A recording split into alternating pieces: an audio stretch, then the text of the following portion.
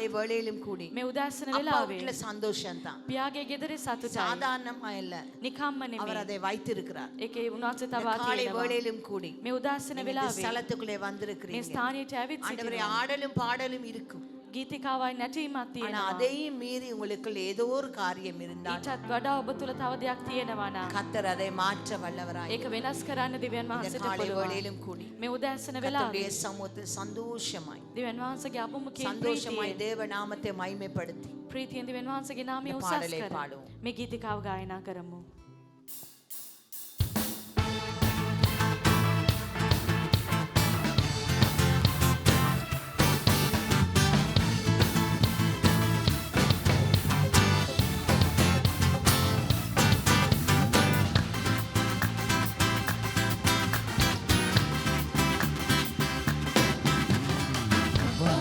எப்போதும் சந்தோஷமே ஆடலும் பாடலும் இங்குதானே நம்ம அப்பா வீட்டுல எப்போதும் சந்தோஷமே ஆடலும் பாடலும் இங்குதானே ஆடுவோம் கொண்டாடுவோம் பாடுவோம் நடனமாடுவோம் ஆடுவோம் கொண்டாடுவோம் பாடுவோம் நடனமாடுவோம் அல்லேலூயா ஆனந்தமே எல்லையில்லா பேரின்பமே அல்லேலூயா ஆனந்தமே எல்லையில்லா பேரின்பமே நம்ம அப்பா வீட்டில் எப்போதும் சந்தோஷமே ஆடலும் பாடலும் இங்குதானே நம்ம அப்பா வீட்டில் எப்போதும் சந்தோஷமே ஆடலும் பாடலும் இங்குதானே காத்திருந்தார் கண்டு கொண்டார்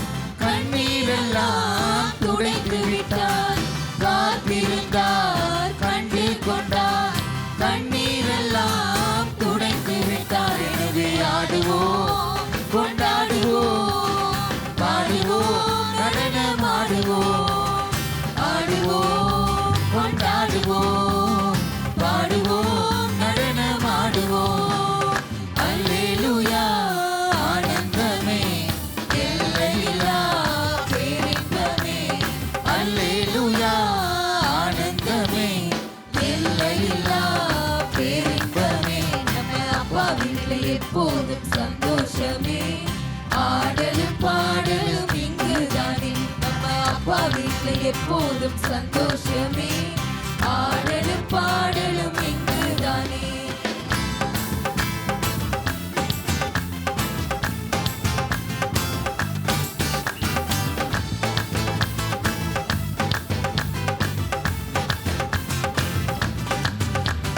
பரிசுத்த முத்தம் தந்து பாவமெல்லாம் போக்கிவிட்டார் பரிசுத்த முத்தம் தந்து பாவமெல்லாம் போக்கிவிட்டார் எனவே ஆடுவோம் கொண்டாடுவோம் பாடுவோம் நடனமாடுவோம் ஆடுவோம் கொண்டாடுவோம் பாடுவோம் நடனமாடுவோம் அல்லேலூயா ஆனந்தமே எல்லையில்லா பேரின்பமே அல்லேலூயா ஆனந்தமே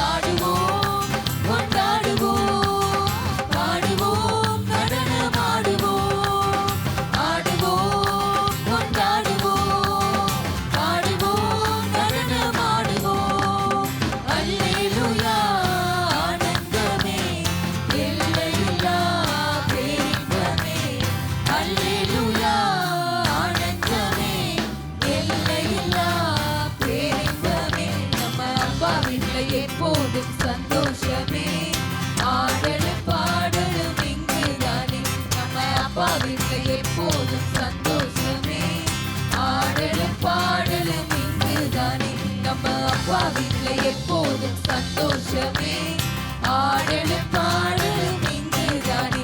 நம்ம அப்பா வீட்டில் எப்போதும் சந்தோஷமே, ஆடலும் பாடலும் இங்குதானே. இயேசு நீங்க இருக்கையில நாங்க சோர்ந்து போவதில்லை.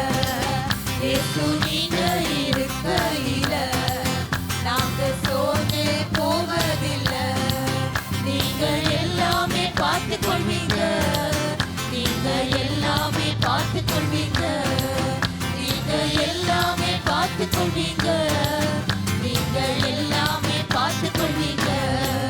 இயேசு நீங்க இருக்கையில நாங்க சோர்ந்து போவதில்லை. இயேசு நீங்க இருக்கையில நாங்க சோர்ந்து போவதில்லை. சமாதான காரணம் நீங்க தானே, சர்வ வல்லவரும் நீங்க தானே.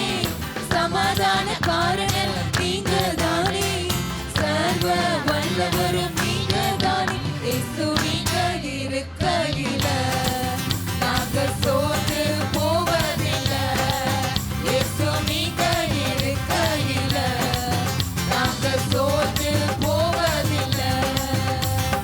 அதிசய தேவன் நீங்க தானே, ஆலோசனை கர்த்தர் நீங்க தானே. அதிசய தேவன் நீங்க தானே, ஆலோசனை கர்த்தர் நீங்க தானே. இயேசு நீங்க இருக்கையில நாங்க சோர்ந்து போவதில்லை. இயேசு நீங்க இருக்கையில நாங்க சோர்ந்து போவதில்லை. தாயும் தகப்பனும் நீங்க தானே, தாங்கும் சுமை தாங்கி நீங்க தானே. தாயும் தகப்பனும் நீங்க தானே, தாங்கும் சுமை தாங்கி நீங்க தானே. இயேசு நீங்க இருக்கையில நாங்க சோர்ந்து போவதில்லை. இயேசு நீங்க இருக்கையில நாங்க சோர்ந்து போவதில்லை. நீங்க எல்லாமே பார்த்து கொள்வீங்க, நீங்க எல்லாமே பார்த்து கொள்வீங்க, நீங்க எல்லாமே பார்த்து கொள்வீங்க, நீங்க எல்லாமே பார்த்து கொள்வீங்க.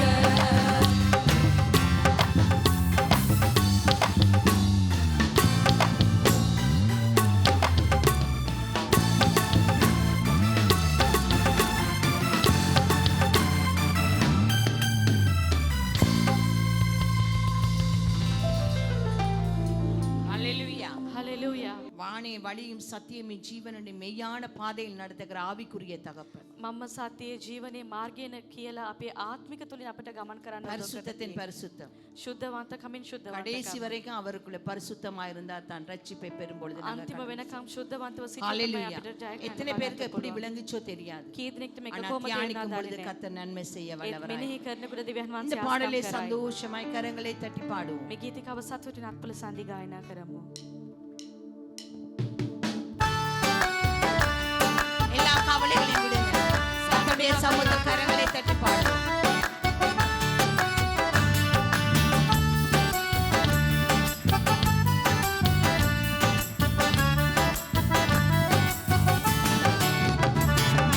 தகப்பனே, தந்தையே, தலை நிமிர செய்பவர் நீரே.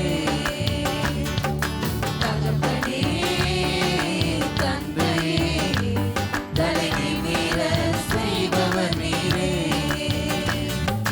கேடகம் நீரே, மகிமையும் நீரே, தலை நிமிர செய்பவர் நீரே.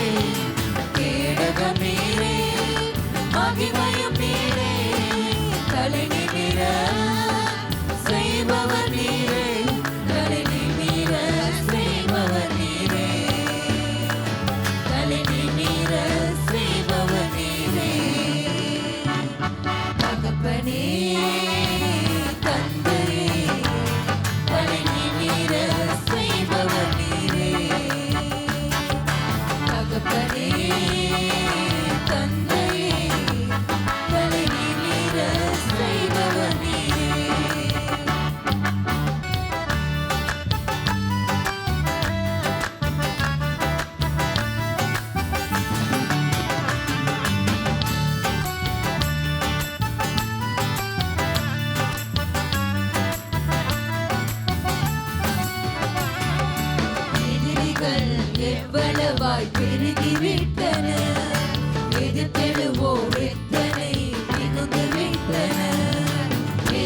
ஆறுகள் வெண்வளவாய் பெருகிவிட்டன.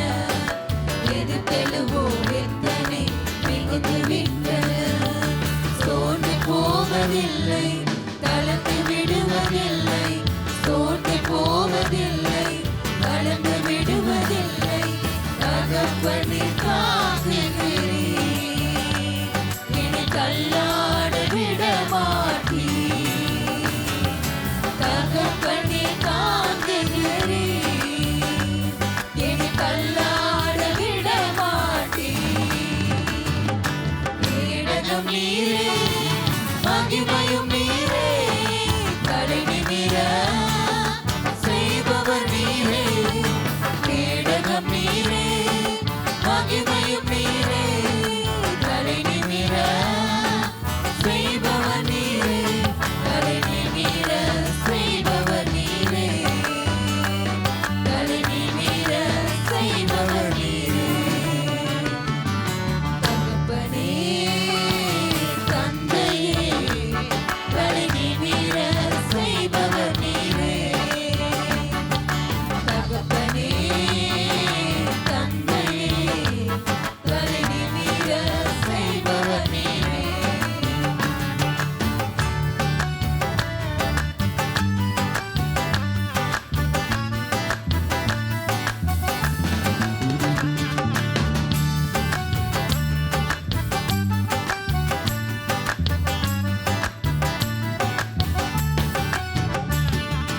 படுத்துறங்கி மகிழ்வுடனே விழித்தெழுவேன். ஏனெனில் கர்த்தர் என்னை ஆதரிக்கிறீர். படுத்துறங்கி மகிழ்வுடனே விழித்தெழுவேன். ஏனெனில் கர்த்தர் என்னை ஆதரிக்கிறீர்.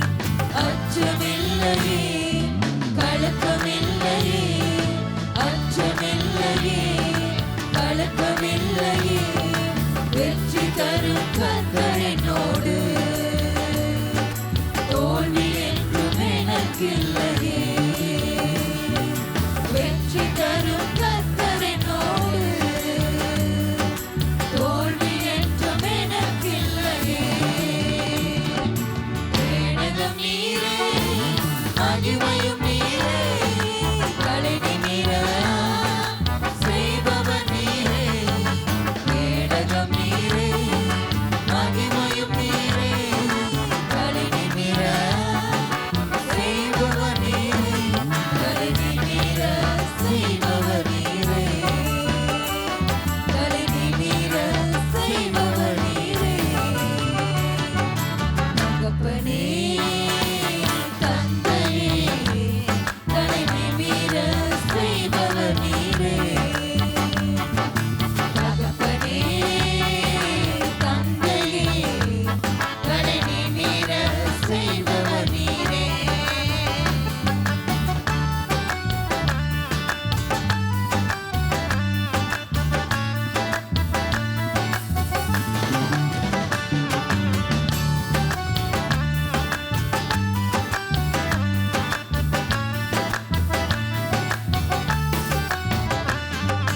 ஒன்றுக்கும் நான் கலங்காமல் ஸ்தோத்தரிப்பேன்.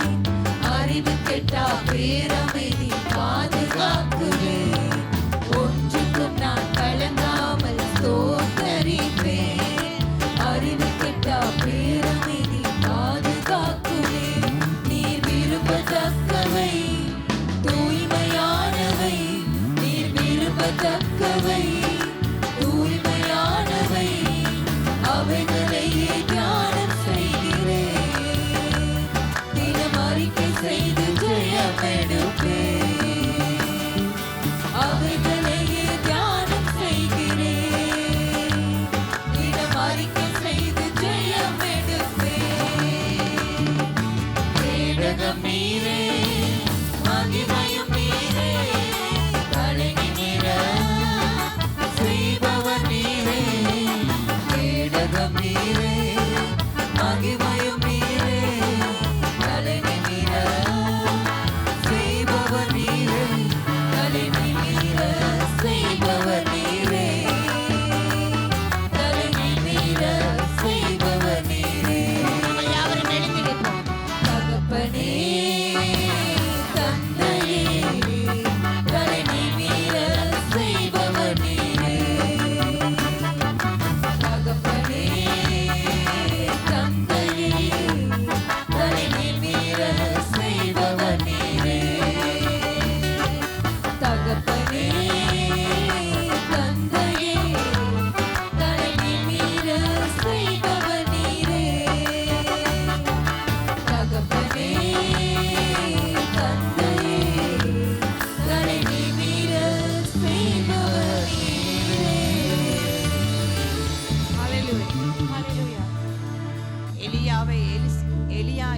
எலியாவை தகப்பனை போல நேசித்தார். එලිසා එලජාව පියාණන් දෙසේ ආදරය කරා.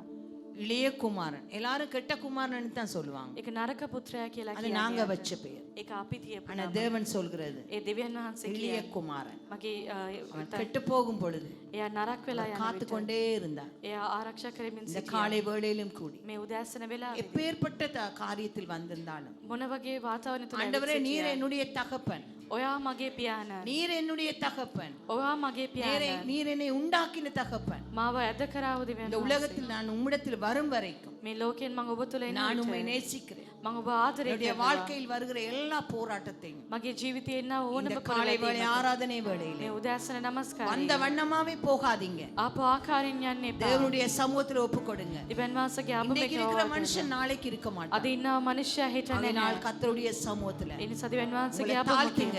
ඔබ යටත් உங்களை කරන්න. தாழ்த்துங்க. ඔබ යටත් தேவ කරන්න. சமூகத்துல உங்களை ஒப்பு கொடுங்க. දෙවියන් වහන්සේ අබමකිනවා கர்த்தருடைய බාර சமூகத்துல කරන්න. பணிந்து கொள்ளுங்க. දෙවියන් වහන්සේගේ දෙවියන් ඔබ இந்த நாள் යටත් சில කරන්න. நேரம் வராம මේ போகலாம். දවස් ආයිතෙන්ට බැරි වේ. தேவனுடைய கரத்திலே ஒப்பு கொடுங்க. දෙවියන් වහන්සේගේ අතට බාර தேவனுடைய කරන්න. சமூகத்திலே ஒப்பு கொடுங்க. දෙවියන් වහන්සේගේ අබමකයෙන් බාර කරන්න. தேவன் செய்த நன்மைகளை நினைப்போம். දෙවියන් වහන්සේ කරපු යහපත தேவன் සිතන්න. செய்த நன்மைகளை நினைப்போம். දෙවියන් වහන්සේ කරපු යහපත සිතා. கர்த்தர் அதிசயங்களை செய்கிறவராய், දෙවියන් වහන්සේ විශ්මිත වූ දේවල් கர்த்தர் நன்மை කරනවා. செய்கிறவராய் දෙවියன் වහන්සේ යහපත් කරන්නා වූ தகப்பனே, දෙවියන් உம்முடைய වහන්සේ. கிருபைக்காக ஸ்தோத்திரம். ඔබගේ කරුණාව නිසා ඔබට தகப்பனே, ස්තුතියි. உம்முடைய வல்லமைக்காக ஸ்தோத்திரம். ඔබගේ බලය නිසා ස්තුතියි. தகப்பனே, உம்முடைய வீட்டுக்குள்ளே வந்திருக்கிறோம் ஐயா. ඔබගේ සුමනින් තුල අපි ඇවිත් සිටිනවා ස්වාමී. எப்பேற்பட்ட போராட்டமா இருந்தாலும் මොන වගේ පොරබැදීම් වුණත් ஆண்டவரே, உம்முடைய ස්වාමී. தயவை பண்ணுங்க.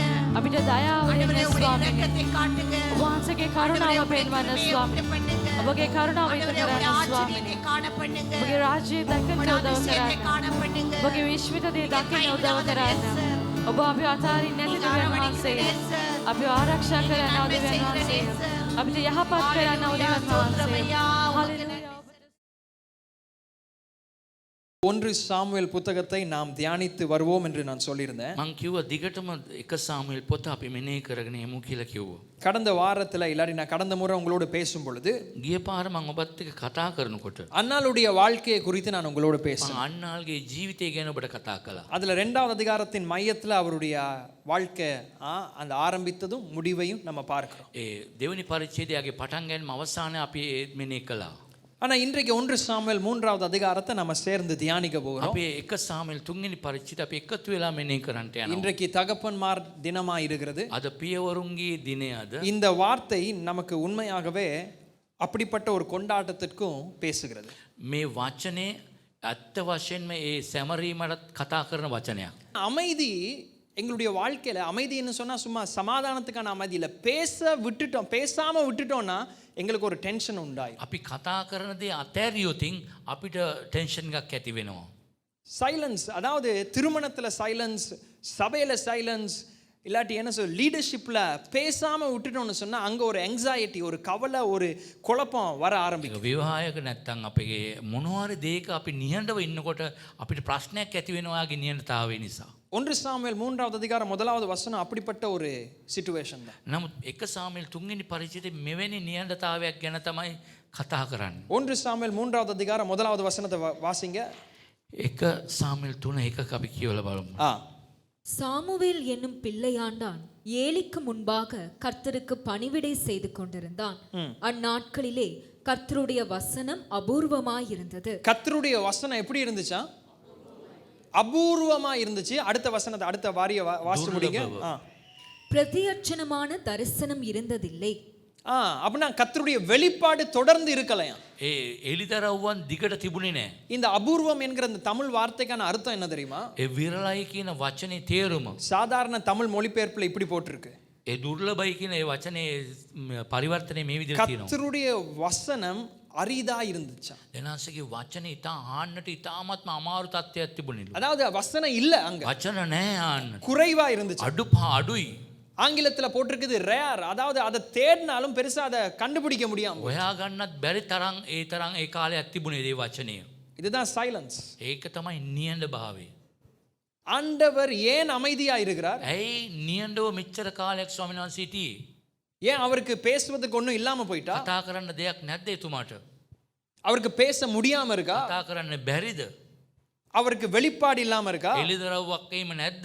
நோ, ஆண்டவர் ஏன் இங்க அமைதியா இருக்கிறார்? ඇයි මෙතරම් කාලයක් ස්වාමීන් වහන්සේ නියඬව හිටියේ? மக்களுடைய நிலைமை எப்படிப்பட்டதா இருக்கு? නමුත් ජනතාවගේ තත්ත්වය කොහොමද දැන්? இன்னும் ராஜா, முதலாவது ராஜா அதாவது சவுல் இன்னும் அபிஷேகம் பண்ணப்படல. නමුත් පළවෙනි රජතුමා ආලේප කරේ නෑ තවම.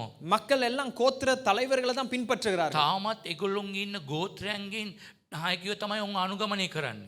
ஏன் ஆண்டவருடைய சத்தம் இல்லாம இருக்கு? ඇයි ඒ කාලේදී දෙවියන් වහන්සේගේ ශබ්දේ නැති වෙලා? ஏன் ஆண்டவருடைய வார்த்தை குறைவா இருக்கு? ඇයි දෙවියන් වහන්සේගේ වචනේ හරිම අඩුයි?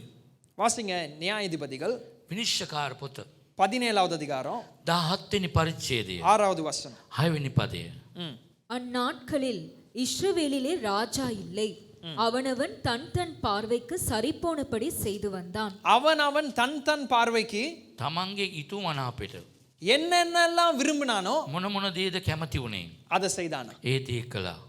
அப்படின்னா கடவுளோட சத்தத்துக்கு அங்க மதிப்பே இல்ல. දෙවියන්සේගේ වචනේට කිසි ගරුත්වයක් නැහැ. கடவுளுடைய வார்த்தைக்கு அங்க கனமே இல்ல. වචනේට ගරුත්වයක් නැහැ.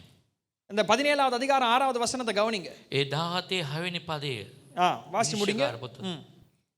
அந்நாட்களிலே இஸ்ரவேலிலே ராஜா இல்லை, அவனவன் தன் தன் பார்வைக்கு சரிபோனபடி செய்து வந்தான். அப்ப மனுஷனுக்கு ஒரு வழி பார்ப்பதற்கு சரியா இருக்குமா? நீதிமொழிகளே சொல்லுது. ඊතෝපදේශෙත් කියන මනුෂ්‍යයාට පේනවල සමහර දේවල් හරි කියලා. அப்ப அதை பேஸ் பண்ணி அவன் வாழ ஆரம்பிக்கிறான். ඒ අනුව තමයි ඔහු ජීවත් වෙන්න පුරුදු වෙන්නේ. எல்லா இடத்துலயும் விக்கிர ஆராதனை இருக்குது. හැම තැනම රූප නමස්කාරය, கர்த்தருக்கு பிரியமில்லாமல் செயல்படுகிறாங்க. දෙවියන්සේට ප්‍රිය නැතුව ක්‍රියා කරනවා. நியாயாதிபதிகளை வாசிச்சு பாத்தீங்கன்னு சொன்னா இஸ்ரவேல்லையே இது நடக்குதா என்று எங்களுக்கு ஆச்சரியமா இருக்கு. பைபிள்ல இது இருக்குதான்னு நம்ம கேட்போம். අපි විනිශ්චයකාර පොතේ කියවල බලනකොට මේ සුදු බයිබලෙත් මේ වගේ දේවල් තිබෙනවද කියලා හිතෙනවා. மனுஷனுக்கு தோன்றுகிற வழி பார்ப்பதற்கு சரியா இருக்குமா? නමුත් මනුෂ්‍යර හිතන මාර්ගය හිත හරි කියලා හිතෙනවා ඒගොල්ලෝ. ஆனா அதோடைய முடிவு பயங்கரமா இருக்கும்னு சொல்லி நீதிமொழியில சொல்லுது. ඒකේ අවසානයේ භයානකයි කියලා ඊතෝපදේශයේ කියනවා. அப்ப ஆண்டவருடைய சத்தமும் ஆண்டவருடைய வார்த்தை ஏன் குறைவா இருக்கு? ඇයි දෙවියන්සේගේ ශබ්දේ නැත්නම් වචනය අඩු වෙන්නට හේතුව? மனுஷன் அந்த வார்த்தையை கனம் பண்ணாத பொழுது ஆண்டவர் அமைதியாகிறார். මනුෂ්‍යයා ගරු කරන්නේ නැති වුණාම දෙවියන් වහන්සේ නියඬ වෙනවා. மனுஷன் அவருடைய சத்தத்தை மதிக்காத பொழுது ஆண்டவர் அமைதியாகிறார். දෙවියන්සේගේ වචනෙට මනුෂ්‍යයා ගරුත්වයක් නොදෙනකොට දෙවියන් වහන්සේ නියඬ වෙනවා. ஆண்டவருடைய சத்தத்தை விரும்பாத பொழுது ஆண்டவர் அமைதியாகிறார். දෙවියන් වහන්සේගේ වචනෙට කිසි ආසාවක් නැතිකොට දෙවියන් වහන්සේ නියඬ වෙනවා. ஆனா அதே நேரத்துல இந்த எபிரேய வார்த்தை මෙතන ඒබ්‍රේව වචනය, எப்படி சொல்லுதுன்னா, இந்த ரேர் என்ற வார்த்தை என்னன்னு சொன்னா, රයා කියන වචනය இது ப்ரெஷஸ். இந்த கடவுளோட வார்த்தை இல்லாம போனாலும் அதுல வேல்யூ இருக்கு. அதுல என்ன சொல்றதுன்னா விலையேற பெற்ற தன்மை இருக்கு. නමුත් දෙවියන්සේගේ වචනේ නැති වුණත් ඒ වචනේ වටිනාකම තිබෙනවා. ஒரு ஆமென் சொல்லுங்க. ආමෙන් කියන්නේ நீதிமானுடைய மரணம் கர்த்தருடைய பார்வைக்கு அருமையா இருக்குமா?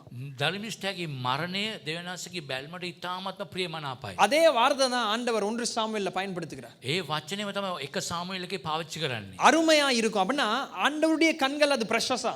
නමුත් දෙවියන් වහන්සේගේ දිනෙතට ප්‍රියමනාපයි. இதே தான் 1 சாமுவேல் ஆண்டவர் சொல்றார், வசனம் இல்லதான், දෙවියන් වහන්සේගේ වචනේ නෑ තමයි එක ஆனா සාමුවෙල්. வசனத்தின் விலையேற பெற்ற தன்மை இல்லாம போகல. නමුත් වචනේ තියෙන වටිනාකම අඩු වෙන්නේ නෑ.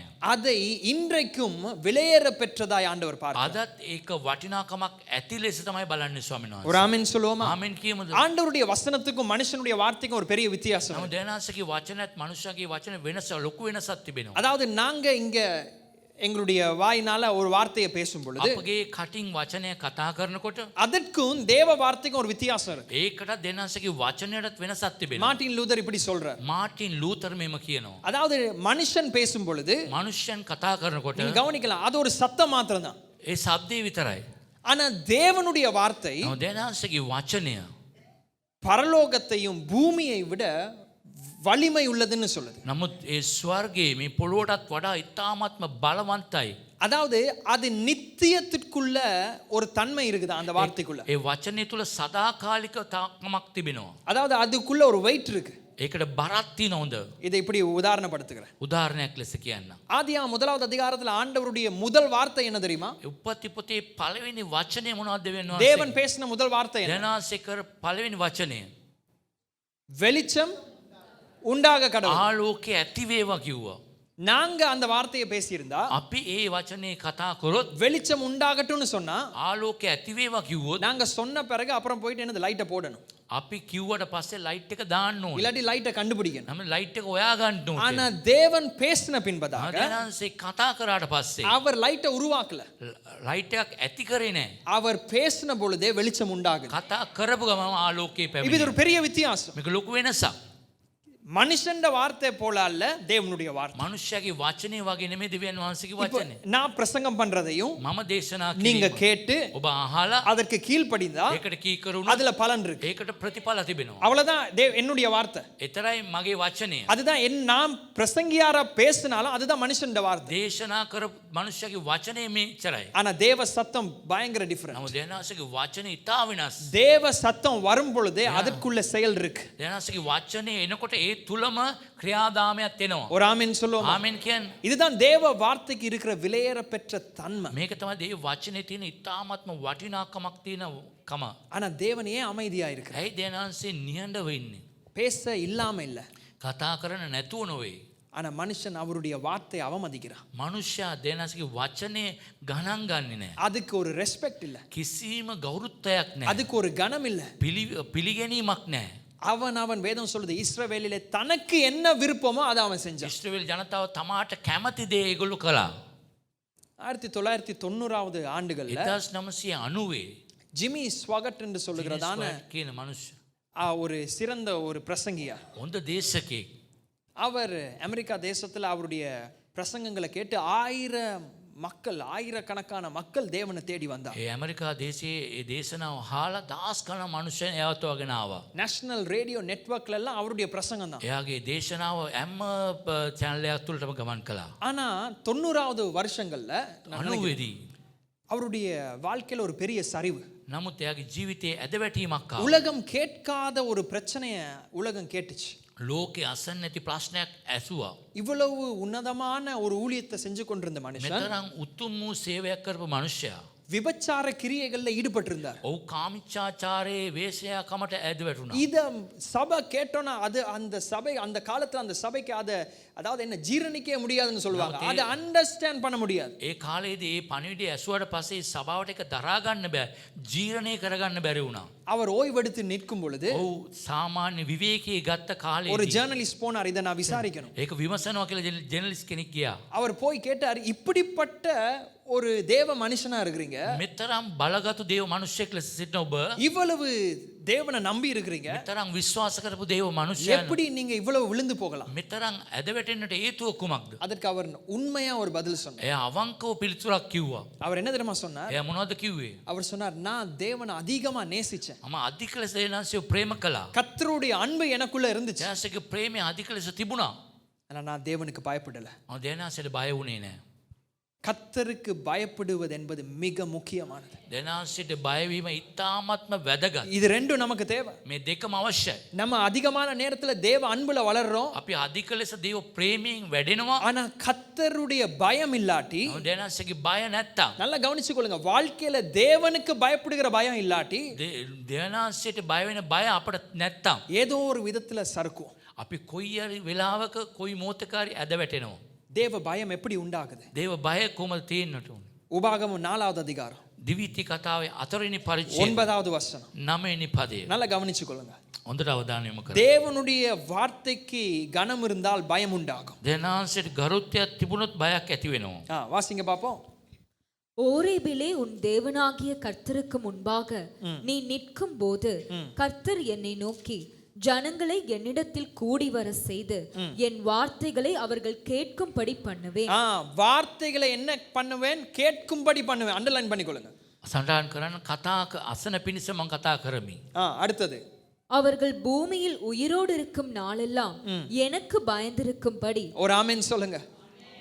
அதாவது ஆண்டவரே சொல்றாரு, எனக்கு வாழ்நாள் எல்லாம் நீ எப்படி பயந்திருக்கலாம்னு சொல்லி. කොහොමද මගේ ජීවිත කාලෙම ඔබ මට බය වෙන්නට ඕනේ කියන දේ. சிலருக்கு காலத்துல ஒரு பயம் வரும், காலத்துக்கு ஒரு பயம் வரும். සමහර එක එක කාල වෙන බයක් ඇති වෙනවා. நான் முதலாவது தேவனுக்கு அதிகமா பயப்பட்டது எப்ப தெரியுமா?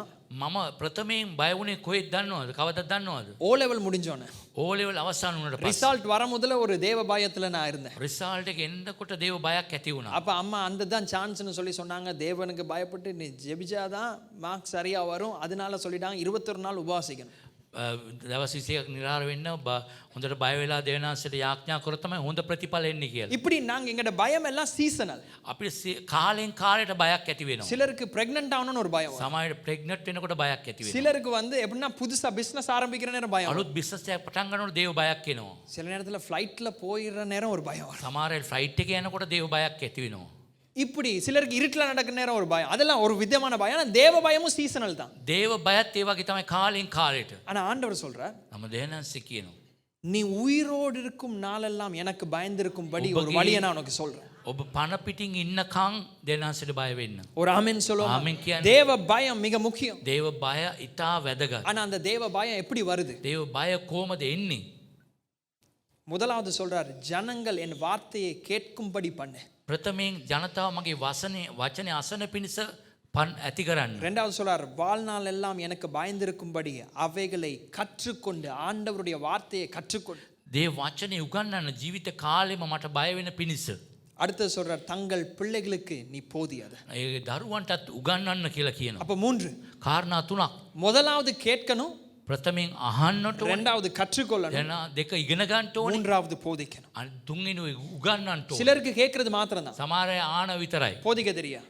උගන්වන්න දන්නේ නැහැ. போதிக்கிறேன்னா பிரசங்கம் இல்ல, சொல்லி கொடுக்க தெரியா. දේශනා කරනවා නෙමෙයි උගන්වනවා කියලා දෙනවා. சிலருக்கு கேட்க மாட்டாங்க, ஆனா போதனையில பயங்கரமா இருக்கும். නමුත් අහන්නේ නැහැ. සමහර අය උගන්වන්න දක්ෂයි. ஆனா மூன்றும் தேவை. මේ කාරණා තුනම අවශ්‍යයි. கர்த்தருக்கு பயப்படுவது என்பது දෙනාසෙට බය වෙනවා කියන්නේ சும்மா நல்ல பண்பா பேசுவதல்ல, ඊටාත්ම ලස්සනට කතා කරනව නොවේ.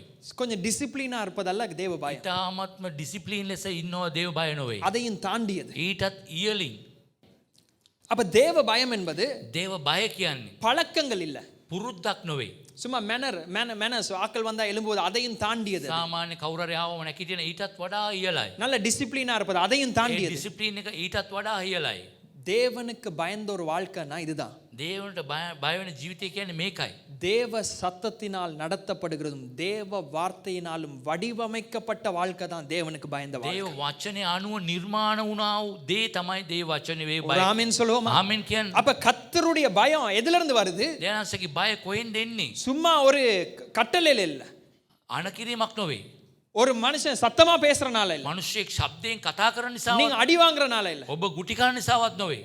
கர்த்தருடைய பயம் வார்த்தையில இருந்து வருது. දේනාසගේ බය දේ වචනේ තුලින් තමයි நீ එන්නට ඕනේ. வாழ்நாள் எல்லாம் எனக்கு பயந்து வாழணுமா? ජීවිත කාලය පුරාම බයෙන් ජීවත් වෙන්නට ඕනේ. வார்த்தையை கேளு, ඒ වචනේ අසන්න. அதை கற்றுக்கொள், ඒක ඉගෙන ගන්න. அதை போதி. ඒක උගන්වන්න. ஒரு ஆமென் சொல்லுவோமா? ආමෙන් කියන්නේ. கர்த்தருடைய பயம் எங்களுக்கு முக்கியம். දේනාසගේ බය ඉතා වැදගත්. ஒரு ஆமென் சொல்லுவோமா? ஆமென் කියන්නේ. அப்ப வார்த்தையிலிருந்து தான் தேவன் கற்றுக் கொடுக்கிறார். எப்படி அவருடைய சத்தத்தை கனப்படுத்துகிறவன் தான் கர்த்தருக்கு பயப்படுவான். දේනාසගේ ශබ්දයට ගරුත්වයක් දෙන කෙනා තමයි දේව බයක් ඇති වෙන්නේ. ஒரு ஆமென் சொல்லுவோமா? ආමෙන් කියමුද? அப்ப தேவ வார்த்தையினாலே வழிநடத்தப்படுகிற, தேவ சத்தத்தினாலே வழிநடத்தப்படுகிற ஒரு வாழ்க்கை தான் கர்த்தருக்கு பயந்த வாழ்க்கை. එහෙනම් දේව වචනය අනුව ජීවත් වෙන මඟ පෙන්වන කෙනා තමයි දේව බයක් ඇතිව ජීවත් වෙන්නේ. ஒரு ஆமென் சொல்லுங்க. ආමෙන් කියන්නේ. இது இயேசுடைய வாழ்க்கையில பார்க்க, යේසුස් වහන්සේගේ ජීවිතය බලන්න පුළුවන්. அவருடைய வாழ்க்கை ஃபுல்லா வசனத்தினாலேயே நிறைஞ்சிருந்துச்சு. ඔහුගේ ජීවිතේ පුරාම වචනයෙන් පිරුණා. கவனிங்க, அவரை கெத்சமனேல பிடிக்க வரும் பொழுது ගෙත්සමනේ එතුමාව අල්ලන්නට එනකොට ஒரு சீசன் பாஞ்சு என்ன செய்யறான், அங்க பிரதான ஆசாரனுடைய வேலைக்காரனுடைய காதை வெட்டுறான். ඒ ගෝලයෙක්යාගේ ප්‍රධාන පූජකයාගේ වැඩකාරයෙක් කන කපනවා. ஞாபகம் இருக்கா? මතකද? இயேசுடைய வார்த்தையை கவனிச்சிங்களா அந்த නමුත් நேரத்துல? යේසුස් වහන්සේගේ වචනය ඔබ අවධානය යොමු කළාද හොඳට? இயேசு பேதுருவுக்கு பார்த்து சொல்ற, යේසුස් වහන්සේ පේදුරුට බලලා කියනවා என்னுடைய தகப்பன் சித்தம் வைத்தால் මගේ පියා කැමැත්තක් දැක්වුවොතින් ஒரு தூதன் இல்ல, එක දූතෙක් නොවේ. 12 லேகியோன் அளவுக்கு தூதர்கள் வந்து இறங்கலாம் எனக்கு உதவி செய்ய. ලේගියෝන් 12ක සේනාවක් මට උදව් කරන්න එන්න පුළුවන්. ஆனா வாக்கு தத்தம் தீர்க்க தரிசனம் நிறைவேறணுமே பேதுரு. නමුත් ඒ කියපු පොරොන්දු දිවස් වාක්‍යයේ ඉටු වෙන්නට ඕනේ පේදුරු. அப்படிப்பட்ட ஒரு டென்ஷனான நேரத்துல நம்ம என்ன சொல்லியிருப்போம்? නමුත් අපි ඒ වගේ කලබල මොහොතක අපි මොනවද කියන්නේ? அட மடையா, காதை வெட்டின கழுத்தை வெட்டிருக்கலாம். ඇයි කන කැපුවේ බෙල්ලම කපන්න තිබ්බනේ? ஆனா இயேசுடைய டென்ஸ்டான நேரத்திலும் ஆண்டவர் எங்களுக்கு காண்பிக்கிறார், அவருடைய இருதயம் அப்படியே வார்த்தையினால நிறைஞ்சிருச்சு. නමුත් ඒ කලබල මොහොතක පවා යේසුස් වහන්සේ පිටාම වචනයෙන් ස්ථීරව සිටියා. கொல்கதாக்கு அவர் சிலுவையை சுமந்து கொண்டு போகும்பொழுது ගොල්ගොදාවට කුරුසියේ උස්සගෙන යනකොට அநேக ஸ்திரீகள் அவரை பார்த்து அழுறார்கள். බොහෝ ස්ත්‍රීන් එතුමාගේ තත්ත්වය දැකලා ඇඬුවා. இயேசு என்ன சொல்றார்? යේසුස් වහන්සේ මොනවද කිව්වේ? எனக்காக அழ வேண்டாம், මා උදෙසා අඬන්න එපා. ஆனா உங்கள் பிள்ளைகளுக்காக, உங்களுடைய பிள்ளைகளின் பிள்ளைகளுக்காக அழுங்க. ඔබගේ දරුවන් උදෙසා අඬන්න. ஏனென்றால் தீர்க்க தரிசனம் நிறைவேற போகிறது. ඒ දිවස් වාක්‍ය ඉටුවෙන්ට යනවා. திருப்பி வார்த்தை தான் வெளியே வருது. නැවතත් වචනේ තමයි එළියට එන්නේ. இதுதான் தேவனுக்கு பயந்த ஒரு வாழ்க்கை. මේක තමයි දෙවියන්සේට බය වූ ජීවිතය. இது பைபிளை பத்தி நான் சொல்ல, தேவ சத்தத்துக்கு இருக்கிற மதிப்பு. මේක සුද්ධ බයිබලය ගැන නෙමෙයි, දෙවියන්සේගේ වචනයට තියෙන ගරුත්වය ගැන කියන්නේ. சிலுவையில தொங்கும் பொழுது කුරුස පත් වුණාම கடைசியா இயேசு என்ன சொல்றார்? යේසුස් වහන්සේ අන්තිමට මොනවද කියන්නේ? அவர் சொல்றார் வந்து, ஏலி ஏலி லாமா சபத்தானி, ஏன் என்னை கைவிட்டீர்? ඒලි ලාමා සබත්ත ඇයි මාව අත්හැරියේ කියලා කියනවා. அது என்ன தெரியுமா வார்த்தை? ඒකේ තේරුම මොනවද? அவர் என்ன பயந்து பேசல. එයා බය වෙලා කතා කරේ නෑ. சங்கீதம் 22 ගීතාවලියේ 22 மேசியாவின் சங்கீதம் தான் அவருடைய வாயிலிருந்து வருது. මේසියාගේ ගීතේ තමයි එතුමාගේ මුඛයෙන් පිට වුණේ. என்ன ஒரு வாழ்க்கை! කොතරම් ලස්සන ජීවිතයක්ද. கர்த்தருக்கு பயப்பட விரும்பினால், දෙවියන්සේට බය වෙන්න කැමති නම් கர்த்தருடைய வார்த்தைக்கு நம்ம மதிப்பை கொடுக்கணும். ரெண்டாவது, கர்த்தருடைய சத்தத்துக்கு மதிப்பை கொடுக்கணும். දෙවියන්සේගේ වචනයට අපි ගරුත්වයක් දිය යුතුයි. ஒரு ஆமென் சொல்லுவோம். ආමෙන් කියමුද? ஆனா இஸ்ரவேலிலே ஏன் வார்த்தை குறைந்திருந்தது? ඇයි ඊශ්‍රායලට වචනේ අඩු වුණේ? ஏன்னா மனுஷன் தன் வழியில அவன் போனான். මනුෂ්‍යයා තමාගේ ඉතුමනාපිට ජීවත් වුණා. ஆனா இங்க இந்த கதை மாறுது, මේ කතාව වෙනස් වෙනවා. இந்த நிலைமை மாறுது. මේ தත්ත්වය වෙනස් වෙනවා. 1 சாமுவேல் 3வது அதிகாரம் 2வது வசனத்தை வாசிப்போம். 1 சாமுவேல் 3:2 අපි කියවලා බලමු. ஒரு நாள் ஏலி தன்னுடைய ஸ்தானத்திலே படுத்துக் கொண்டிருந்தான். அவன் பார்க்க கூடாதபடிக்கு அவனுடைய கண்கள் இருளடைந்திருந்தது. அப்ப கவனிங்க, இப்ப ஏலியை எப்படி டிஸ்கிரைப் பண்றாங்கன்னு சொல்லி. ඒල් ගැන කොහොමද කියන්නේ කියලා බලන්න. தேவனுடைய பெட்டி இருக்கிற கர்த்தருடைய ஆலயத்தில் தேவனுடைய விளக்கு அணைந்து போகும் முன்னே சாமுவேலும் படுத்துக் கொண்டிருந்தான். அப்ப கவனிங்க, இன்னும் தேவனுடைய என்னது விளக்கு அணைந்து போகலையா? තාමත් ඒ පහන නිවුනේ නෑ. இப்ப எபிரேயர்கள் யூதர்கள் கதை எழுதும் பொழுது இப்படிதான் எழுதுவாங்க. එබ්‍රේව ලියනකොට මේ විදිහට තමයි ලියන්නේ. இதை எங்களுக்கு வாசிக்கும் பொழுது பெருசா விளங்கல. අපිට තේරෙන්නේ නෑ හරියට කියවනකොට. ஆனா விளக்கு இன்னும் அணையலனா, නමුත් ඒ පහන නිවුනේ නෑ කියලා அது කියන්නේ. அவர்களுடைய பேச்சுல என்ன தெரியுமா அர்த்தம்? இன்னும் நம்பிக்கை இருக்கு. නමුත් ඒ කතාවේ තේරුම තවත් බලාපොරොත්තුවක් තිබෙනවා. இது முடிவில்லை. මේක අවසානය නෙවෙයි. இது இன்னும் ஒரு நம்பிக்கையான ஒரு டர்ன் வருது. තවත් බලාපොරොත්තුවේ අවස්ථාවක් ලැබෙනවා. ஆனா ஏலியுடைய வாழ்க்கையை நம்ம கவனிக்கும் பொழுது, නමුත් ඒලිගේ ජීවිතය අපි අවධානය යොමු කරනකොට நான் இதையும் காண்பிக்க விரும்புகிறேன். මම මේකත් පෙන්වන්න කැමතියි. 2வது அதிகாரம் 25வது வசனத்தை வாசிங்க. දෙවනි පරිච්ඡේදයේ 25 ஏலி ஒரு வயது போனவன். ඒලි වයසට ගිය මිනිස්සෙක්. வேதம் சொல்லுது அவனுடைய பார்வை மங்கி இருந்துச்சா. ඔහුගේ පෙනීම පවා අඳුරු වුණා. ஆனா ஏலிக்கு நியாய தீர்ப்பு வருவதற்கான காரணம் என்ன? නමුත් ඒලිට විනිශ්චය එන්නට හේතුව කුමක්ද? வாசிங்க 25. 25 மனுஷனுக்கு விரோதமாக மனுஷன் பாவம் செய்தால் நியாயாதிபதிகள் அதை தீர்ப்பார்கள். ஒருவன் கர்த்தருக்கு விரோதமாக பாவம் செய்வானே ஆகில் அவனுக்காக விண்ணப்பம் செய்யத்தக்கவன் யார் என்றான். அவர்களோ தங்கள் தகப்பன் சொல்லை கேளாமற் போனார்கள். அவர்களோ தங்கள் தகப்பன் சத்தத்தை கேளாமல் போனார்கள், சொல்லை கேளாமல் போனார்கள். ඒ වචනට ඇවුම්කන් දුන්නේ නැහැ පියාගේ. அவ ஆண்டவர் ஏன் இந்த குடும்பத்தை எங்களுக்கு உதாரணமா வைக்கிறாரு தெரியுமா? ඇයි මේ පවුල උදාහරණයක් ලෙස තබන්නේ? ஏன்னா இஸ்ரவேல்ல இதுதான் நடக்குது. ඊශ්‍රායල් මේක තමයි எப்படி ஏலியின் சத்தத்தை அவர்கள் பிள்ளைகள் கேட்கலையோ, කොහොමද ඒලිගේ ශබ්දයේ දරුවෝ ඇසුවේ නැද්ද? அதே போலதான் உடன்படிக்கை செய்த இஸ்ரவேல், யாவே தேவனுடைய சத்தத்தை இஸ்ரவேல் மறந்தது. ඒ ගිවිසුමක් කරපු යාවේ දෙවියන් වහන්සේගේ ශබ්දයට ඊශ්‍රායල් ජනතාව ඇවුම්කන් දුන්නේ නැහැ. ஆனா வேதம் சொல்லுகிறது, எப்படிப்பட்ட ஒரு நேரத்துல, அதாவது விளக்கு இன்னும் அணையலையா තාමත් පහන නිවුනේ නැහැ. அப்படின்னு சொன்னா இது விடிய காலையில. නමුත් අලුයම யூதர்களுக்கு வந்து மாலை நேரத்துல தான் 6 மணிக்கு தான் நாள் ஆரம்பிக்கும். ඒ යුදෙවරුන්ට අවස 6ට තමයි දවස පටන් ගන්න. அப்ப அந்த ஆலயத்துல இருக்கிற ஆசாரியனுடைய வேலை என்னன்னா, என்ன நிரப்பணும். ඒ නිසා මේ පූජකයාගේ එකම වැඩේ තෙල් පුරවන්න ඕන. 6 மணில இருந்து அடுத்த நாள் 6 மணி வரைக்கும் அந்த விளக்கு பத்தும். ඒ අවස 6 ඉඳලා උදෑසන 6 දක්වා ඒ පාන පත්තු වෙන්න ඕනේ. அப்ப விளக்கு இன்னும் அணையலன்னு சொன்னா இது விடிய காலையில ஆண்டவர் பேசுறார். නමුත් එන අලුයම තමයි කතා කරන්නේ පාන නිවුනේ නැහැ කියන හේතුව. ஆண்டவர் இந்த சம்பவத்துல பேசுகிற வார்த்தையின் முதலாவது வார்த்தைகளை கவனிங்க. ප්‍රථම වචනේ ස්වාමීන් වහන්සේ කතා කරන දේ අපි බලමු. சரி, 2வது 3வது வசனம். சரி, இப்ப 4 வாசிங்க. අපි දෙක අතර කියවමු. அப்பொழுது கர்த்தர் சாமுவேலை கூப்பிட்டார்.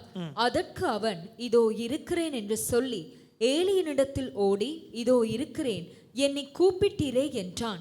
அதற்கு அவன் நான் கூப்பிடவில்லை, திரும்பி போய் படுத்துக்கொள் என்றான். அவன் போய் படுத்துக் கொண்டான். மறுபடியும் கர்த்தர் சாமுவேலே என்று கூப்பிட்டார். அப்பொழுது சாமுவேல் எழுந்திருந்து ஏலியினிடத்திற்கு போய் இதோ இருக்கிறேன், என்னை கூப்பிட்டீரே என்றான். அதற்கு அவன் என் மகனே, நான் உன்னை கூப்பிடவில்லை, திரும்பி போய் படுத்துக்கொள் என்றான். சாமுவேல் கர்த்தரை இன்னும் அறியாதிருந்தான். கர்த்தருடைய வார்த்தை அவனுக்கு இன்னும் வெளிப்படவில்லை. ஓகே, இந்த கடைசி வசனத்தை கவனிங்க. අන්තිම වචන අපි අවතර. சாமுவேல் இன்னும் தேவனை அறியலையா? සාමුවෙල් එතකන් ස්වාමීන් වහන්සේ දැන සිටියේ නැහැ. அப்ப கர்த்தர் கூப்பிடுறார். දැනන්සේ අඬ ගහනවා. இதுதான் சாமுவேலுடைய அழைப்பு. මේක තමයි සාමුවෙල්ගේ කැඳවීම. எங்களுக்கு தெரியும் சாமுவேல் ஒரு அற்புத குழந்தை. සාමුවෙල් කියන්නේ පුදුම ආසාගත දරුවෙක්. பிள்ளை இல்லாத தாய்க்கு ஆண்டவர் சாமுவேலை கொடுக்கிறார். නම් දරුවෙක් නැති මවට දැනන්සේ සාමුවෙල දෙනවා. அவ பிறக்க முன்பதாகவே உடன்படிக்கை செஞ்சுட்டா. ඉපදෙන්න ප්‍රථමයෙන්ම ගිවිසුමක් කළා. இவர் இப்ப தேவ ஆலயத்துல வாழ்றார். දේවස්ථානයේ ජීවත් වෙනවා පුතා. உடன்படிக்கையோட வாழ்றான். ගිවිසුමක් සමග. ஆனாலும் இங்க தான் சாமுவேல் அழைக்கப்படுறார். එතන තමයි ස්වාමීන් වහන්සේ සාමුවෙල සූදානම්. நல்ல கவனிங்க, கர்த்தருடைய சத்தத்திற்கு கவனம் கொடுத்தாதான் දැනන්සේගේ වචනයට ඇවුම්කන් දුන්නොත් තමයි ஒரு மனுஷனுக்கு அழைப்பே உண்டாகும். ඒ කැඳවීමක් ඇති වෙන්නේ. ஒரு ஆமென் சொல்லுங்க. ආමෙන් කියන්නේ. வேதமே காண்பிக்குது ஒரு மனுஷனுடைய அழைப்பு சந்ததிகளுக்கு ஆசீர்வாதமா இருக்குமா. ඒ එක මිනිස්සෙගේ කැඳවීම පරම්පරාවට ආශිර්වාදයක්. நாங்க அழைப்புன்னு அதிகமா எங்களுடைய கவனம் அதுல தான் போகுது. අපි අවධානය කැඳවීම කැමති කියලා ඒකට තමයි අපේ අවධානය යොමු කරන්නේ. ஆபிரகாம் அழைத்து ஆண்டவர் தேசங்களை ஆசீர்வதிக்கிறார். ආබ්‍රහාම කැඳව දෙනසේ දේශයන්ට ආශිර්වාද කළා. ஆனா அந்த அழைப்பு எங்க உண்டாகுது? කැඳවීම ඇති වෙන්නේ කොහමද? தேவ சத்தம். දේව ශබ්දයට. கர்த்தருடைய வார்த்தையை கேட்கிற இடத்துல என்ன உண்டாகிறது? அழைக்கிறார். දැනන්සේගේ වචනේ අසන තැන තමයි කැඳවීම ඇති වෙන්නේ. இங்க தான் சாமுவேல் அழைக்கிறார். මෙතන තමයි සාමුවෙල කැඳවන්නේ. இதற்கு முன்பதாக சாமுவேலுடைய தாய் பிரயாசப்பட்டா. මීට ඒකට ඉස්සෙල්ලා මව ගොඩක් වේසමාංශ වුණා. அவர் ஆலயத்துல வாழ்ந்து வந்தார். දේවස්ථානයේ ඔහු ජීවත් වුණා. ஆனா எப்பொழுது சாமுவேல் சத்தத்தை கேட்டானோ කවදද සාමුවෙල් ශබ්දය ඇසුවේ? அப்பொழுதுதான் தேவனுடைய அழைப்பு சாமுவேலுக்கு உண்டாகும். එතකොට තමයි දේනාංශගේ කැඳවීම සාමුවෙල්ට පටන් ගන්න. இந்த பூமியில கர்த்தருக்காக வாழணும்னு சொன்னா මේ පොළොවේ දේනාංශ උදෙසා ජීවත් වෙන්න ඕනේ නම් இந்த பூமியில நாம் வாழ்கிற நாட்கள்ல ஏதாவது ஒரு அசைவை உண்டு பண்ணணும்னா මේ පොළොවේ අපි ජීවත් වෙන කාලේ සෙලවීමක් ඇති කරන්නට ඕනේ නම් கர்த்தர் எங்களை பயன்படுத்தணும்னா දේනාංශය අපි පාවිච්චි කරන්න ඕනේ නම් தேவனால் அழைக்கப்பட வேண்டும். දේනාංශය තුලින් කැඳවීමක් ලබන්න ඕනේ. ஆனால் தேவனால் அழைக்கப்படுவதற்கு தேவ வசனமும் தேவ சத்தமும் மிக முக்கியம். නමුත් දේව කැඳවීම සඳහා දේව වචනය දේව ශබ්දය අවශ්‍යයි. ஒரு ஆமென் சொல்லுவோமா? ආමෙන් කියන්නේ. ஆனா சாமுவேலுக்கு உதவி தேவை. සාමුවෙල්ට උදව් අවශ්‍යයි. நல்லா கவனிங்க, அழைப்பு என்பது நம்ம தனியா ஆண்டவர்கிட்ட பெற்றுக்கொள்வது அல்ல. කැඳවීම කියන්නේ තනියෙන් ලබා ගන්න දෙයක් නෙවෙයි. சாமுவேலை கொண்டு வந்து விடுவது யார்? அவருடைய தாய். සාමුවෙල් ගෙනල්ලා අරින්නේ මව. வருஷத்துக்கு வந்து அவ பார்க்கிறா, கவனிக்கிறா. අවුරුද්දෙන් අවුරුද්ද අම්මා ඇවිල්ලා බලනවා පුතාව. ஆனா சாமுவேலுக்கு சத்தம் கேட்குது. නමුත් සාමුවෙල්ගේ ශබ්දය ඇසෙනවා. ஆனாலும் யாரு பேசுறா என்று சொல்லி சாமுவேலுக்கு தெரியும். නමුත් කවුද කතා කරන්න කියලා සාමුවෙල්ට තාම තේරුමක් නැහැ. யாரு சாமுவேலுக்கு ஹெல்ப் பண்றா? කවුද සාමුවෙල්ට උදව් කරන්නේ? ஏலி. ඒලි. தன்னுடைய பிள்ளைகளை ஒழுங்கா வளர்க்கல. තමගේ දරුවන්ව හරියට අදා වඩා ගත්තේ இந்த නැහැ. இந்த கதையில ஏலி ஒரு நல்ல உதாரணம் இல்ல. නමුත් මේ කතාවේ හොඳ උදාහරණයක් නෙමෙයි ඒලි. ஏலி தன்னுடைய சொந்த பிள்ளைகளை ஒழுங்கா வளர்க்கல. නමුත් තමාගේ අයිති දරුවන්ව හරියට අදා වඩා ගත්තේ නැහැ. ஆனா சாமுவேலுக்கு உதவி செய்றார். නමුත් සාමුවෙල්ට උදව් කරනවා. இது என்ன சொல்லுதுன்னு මේක சொன்னா, මොනවද කියන්නේ කිව්වොත්? ஆவிக்குரிய வாழ்க்கையில மனுஷன்கிட்ட இருந்து நம்ம கற்றுக்கொள்ளணும். ආත්මික ජීවිතයේ මනුෂ්‍යයන් අපි ඉගෙන ගන්න ඕනේ. நம்ம எல்லாரும் பெர்ஃபெக்ட்டான ஆட்கள்ட்ட இருந்து தான் கற்றுக்கொள்வோம்னா யார்ட்டையும் கற்றுக்கொள்ள முடியாது. අපි හැමෝම අංග සම්පූර්ණ අයගෙන් තමයි ඉගෙන ගන්න කිව්වොත් කවදාවත් අපිට ඉගෙන ගන්න බෑ. தகப்பன்மார் தினத்துல இது மிக முக்கியமானது. නමුත් පියවරුන්ගේ දිනේ අද හරි වැදගත් ඒ දේ. கனம் என்பது அவங்களுக்கு நம்ம கொடுக்கணும்னா ගරුත්වයක් කෙනෙකුට දෙන්නට ඕනේ නම් அவங்களுடைய குறைவுகளை பார்க்காதபடி அவங்கள்ட்ட இருந்து என்ன இருக்குதோ அதை பெற்றுக்கொள்ளணும். ඒ අඩුපාඩු දකින්න නැතුව එයාගේ මොනවද හොඳ දේවල් තියෙන්නේ ඒ දේ බලන්න ඕනේ. இதுதான் ஆனர், இதுதான் கனம். මේක තමයි ගරුත්වය කියන්නේ. எந்த மனுஷனை நம்ம ஆராய்ந்து பார்க்க போனாலும் හැම මිනිස්සෙක්ම එයාගේ ජීවිතේ පොඩක් විමසලා බලනකොට அவன்கிட்ட குறைவுகள் இருக்கதான் செய்யும். අඩුපාඩුකම් තියෙන්න පුළුවන්. ஆனா சபையில எல்லாரிடத்திலும் நாம் கற்றுக்கொள்ளலாம். නමුත් සභාවේ හැම කෙනා තුලින් අපි යමක් ඉගෙන ගන්න ඕනේ. சாமுவேல் அழைப்பை பெற்றுக்கொள்வதற்கு சத்தத்தை கேட்பதற்கு ஏலி மிக முக்கியம். නමුත් සාමුවෙල්ගේ ඒ ශබ්දය ඇසීමේ පුරුදු වෙන්නට ඒලි ඉතා වැදගත් ஏலி වුණා. தான் சொல்லி கொடுக்கிறார். ඒලි තමයි කියලා දෙන්නේ. அடுத்த வார்த்தையில நம்ம பார்ப்போம். ඊළඟ වචනේ අපි බලනවා. ஏலி சொல்றார், அடுத்த முறை சத்தம் வரும் பொழுது ඒලි කියන ඊළඟ වතාවේ කතා කරනකොට ஆண்டவர் பேசும் என்று சொல்லுங்க. ස්වාමිනී කතා කරන්න කියලා කියන්න කියන්නේ. என்ன ஒரு அழகான சபைனா இதுதான். මේක තමයි සභාවක් කියන්නේ. இதுல யாரு பெரியவர் சிறியவர் அல்ல. මේකේ ලොකු පොඩි අය නැහැ. ஏலி அவனுடைய பிள்ளைகளை வளர்க்கல ஒழுங்கா. එයාගේ තමාගේ දරුවන් වැඩුව තමයි. அவன்கிட்ட ஒழுங்கா வளர்க்கல, குறைவு இருந்துச்சு. අර අඩුපාඩු තිබ්බ දරුවන් ඇදීමේදී ஆண்டவரே அவனை நியந்திக்க போகிறார். දෙවියන් වහන්සේම විනිශ්චය කරන්නට යනවා ඒ පවුලව. ஆனா சாமுவேலுக்கு அவனை உதவி செய்யறான். නමුත් සාමුවෙල්ට උදව් කරනවා. அதே நேரத்துல சாமுவேல் கற்றுக்கொள்ளவும் அவனால முடியுது. නමුත් ඒ වගේම සාමුවෙල් ඉගෙන ගන්නටත් ඔහුට පුළුවන්.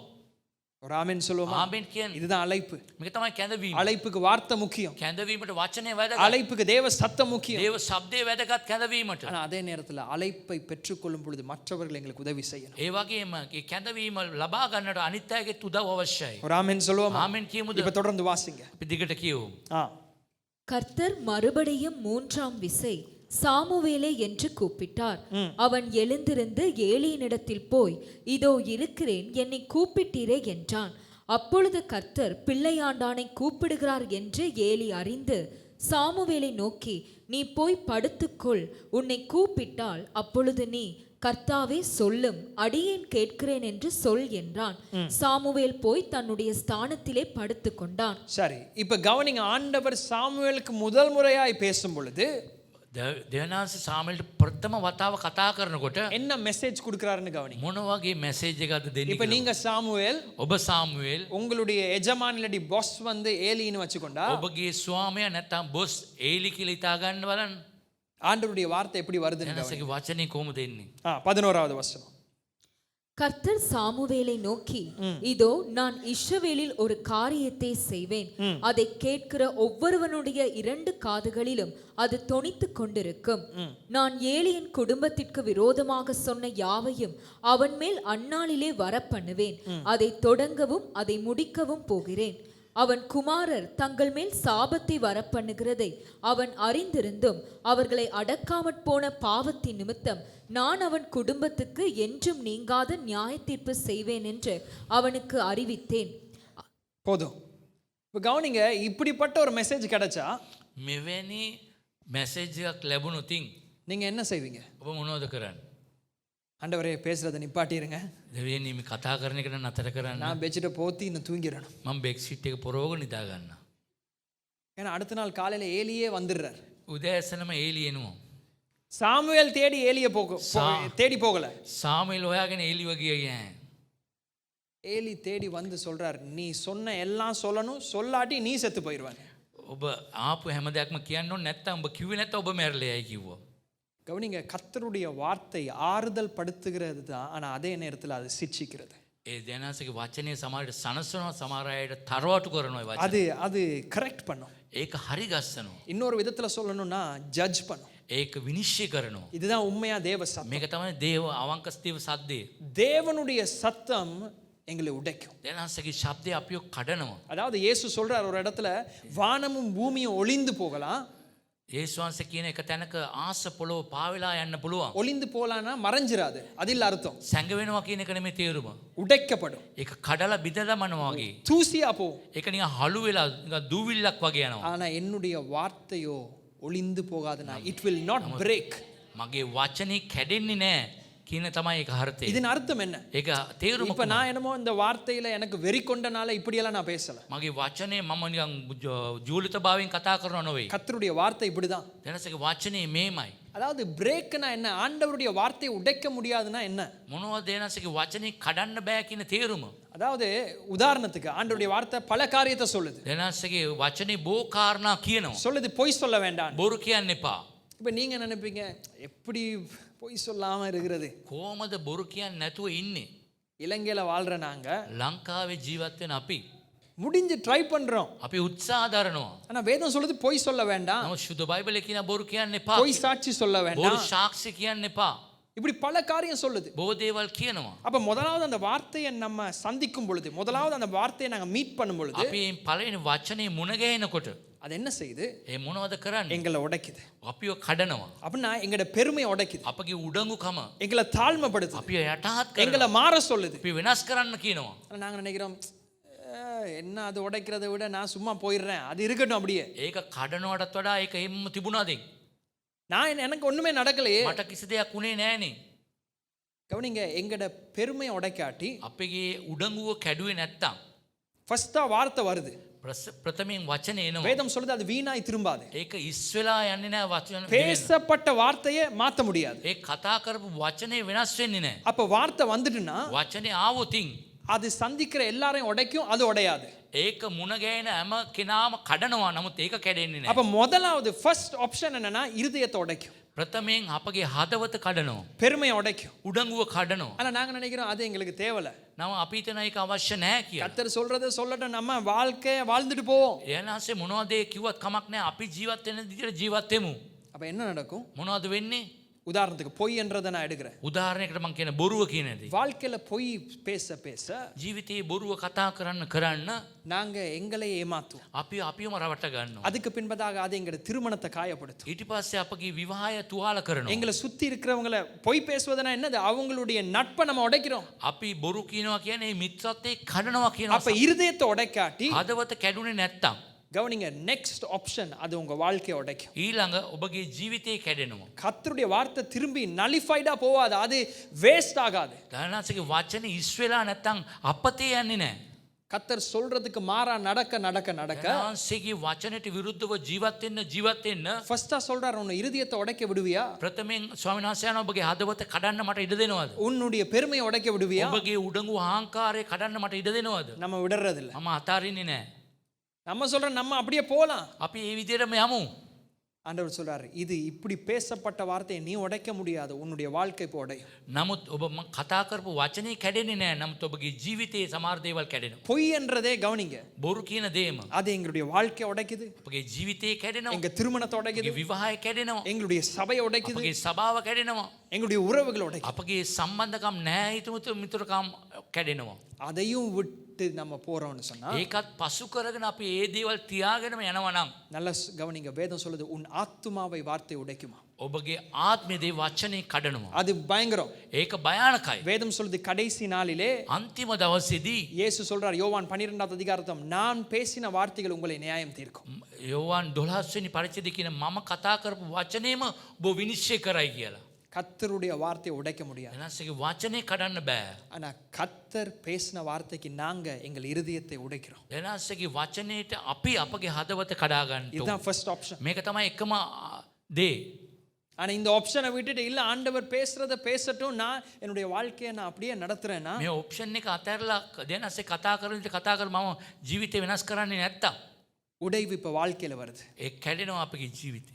வாழ்க்கையில அதுக்கு பின்பதாக குடும்பத்துல வருது, ඒ පවුල කැඩෙනවා. அதுக்கு பின்பதாக சபையில வருது. සභාව කැඩෙනවා. கர்த்தருடைய வார்த்தையை உடைக்க முடியாது. එනසගේ වචනේ කඩන්න බෑ. ஆனா அது சந்திக்கிற எந்த மனுஷனையும் முதலாவது உடைக்கும். නමුත් ස්වාමීන් වහන්සේ මුණ ගැහෙන හැම මනුස්සයම මේ වචනේ කැඩෙනවා. இதான் எரேமியால இப்படி ஒரு வசனம் இருக்கு. நல்லா கவனிங்க. යෙරමියාගේ මේ වගේ වචනයක් තිබෙනවා. எரேமியா 23:29. 23 29 යෙරමියා. இயேசு ஆண்டவர் சொல்றார், ස්වාමීන් වහන්සේ කියනවා. வாசிங்க. என் வார்த்தை அக்கினியைப் போலும் கண்மலையை நொறுக்கும் சம்மட்டியைப் போலும் இருக்கிறதல்லவோ என்று Okay. கர்த்தர் சொல்லுகிறார். எப்படி இருக்குதான்? ரெண்டாவது சொல்றார், சம்மட்டியை போல இருக்கான். කුළු ගෙඩියක් වගේ. அப்படின்னா சம்மட்டினா ஆங்கில வார்த்தையில ஹேமர், சுத்தியல மாதிரி இருக்கான். නිකන් කුළු ගෙඩියක් වගේ. அடிச்சா என்ன நடக்கும்? මොනවද වෙන්නේ? உடையுது. කැඩේ. ஆனா இருதயத்துல உடைக்கப்படுகிறவர்கள் தப்பிடுவார்கள். නමුත් හදවතේ කැඩුණු අය බේරෙනවා. ஒரு ஆமென் சொல்லுங்க. ආමෙන් කියන්න. அது பெட்டர். ඒක හොඳයි. வாழ்க்கை உடைப்படுவதை விட ජීවිතේ කැඩෙනවට වඩා கடைசி நாள்ல ஆத்மா உடைப்படுவதை விட අන්තිමේදී අපගේ ආත්මේ පවා කැඩෙනවට වඩා கர்த்தர் எங்கள் பெருமையை உடைக்கட்டும், අපගේ උඩඟුව කැඩීම හොඳයි. எங்கள் பிடிவாதத்தை உடைக்கட்டும், අපගේ මුරණ්ඩුභාවයේ කැඩෙන එක හොඳයි. எங்களுடைய ஈகோவை உடைக்கட்டும், අපගේ ඊගෝගේ කැඩෙන එක ඊට වඩා எங்களுடைய கோபத்தை உடைக்கட்டும். මගේ කේන්තියේ කඩන එක හොඳයි. அதான் கர்த்தருடைய வார்த்தை. ඒක තමයි දේනස්සික වචන. அது தேற்றுகிறது. ඒක සනසනවා. ஆனா அதே நேரத்துல ඒ වගේම இரண்டு பக்கமும் தீட்டப்பட்ட ஒரு கத்திய போலதான் ඒක கர்த்தருடைய නිකන් வார்த்தை. දෙපැත්තට මුවත් කරපු දෙමුවත් කඩුවක් වගේ. ஒரு ஆமென் சொல்லுவோமா? ආමෙන් කියන්නේ. இது ஏலிக்கு மாத்திரம் கஷ்டமா இல்ல, මේක ඒලිට පමණක් අමාරු නෑ.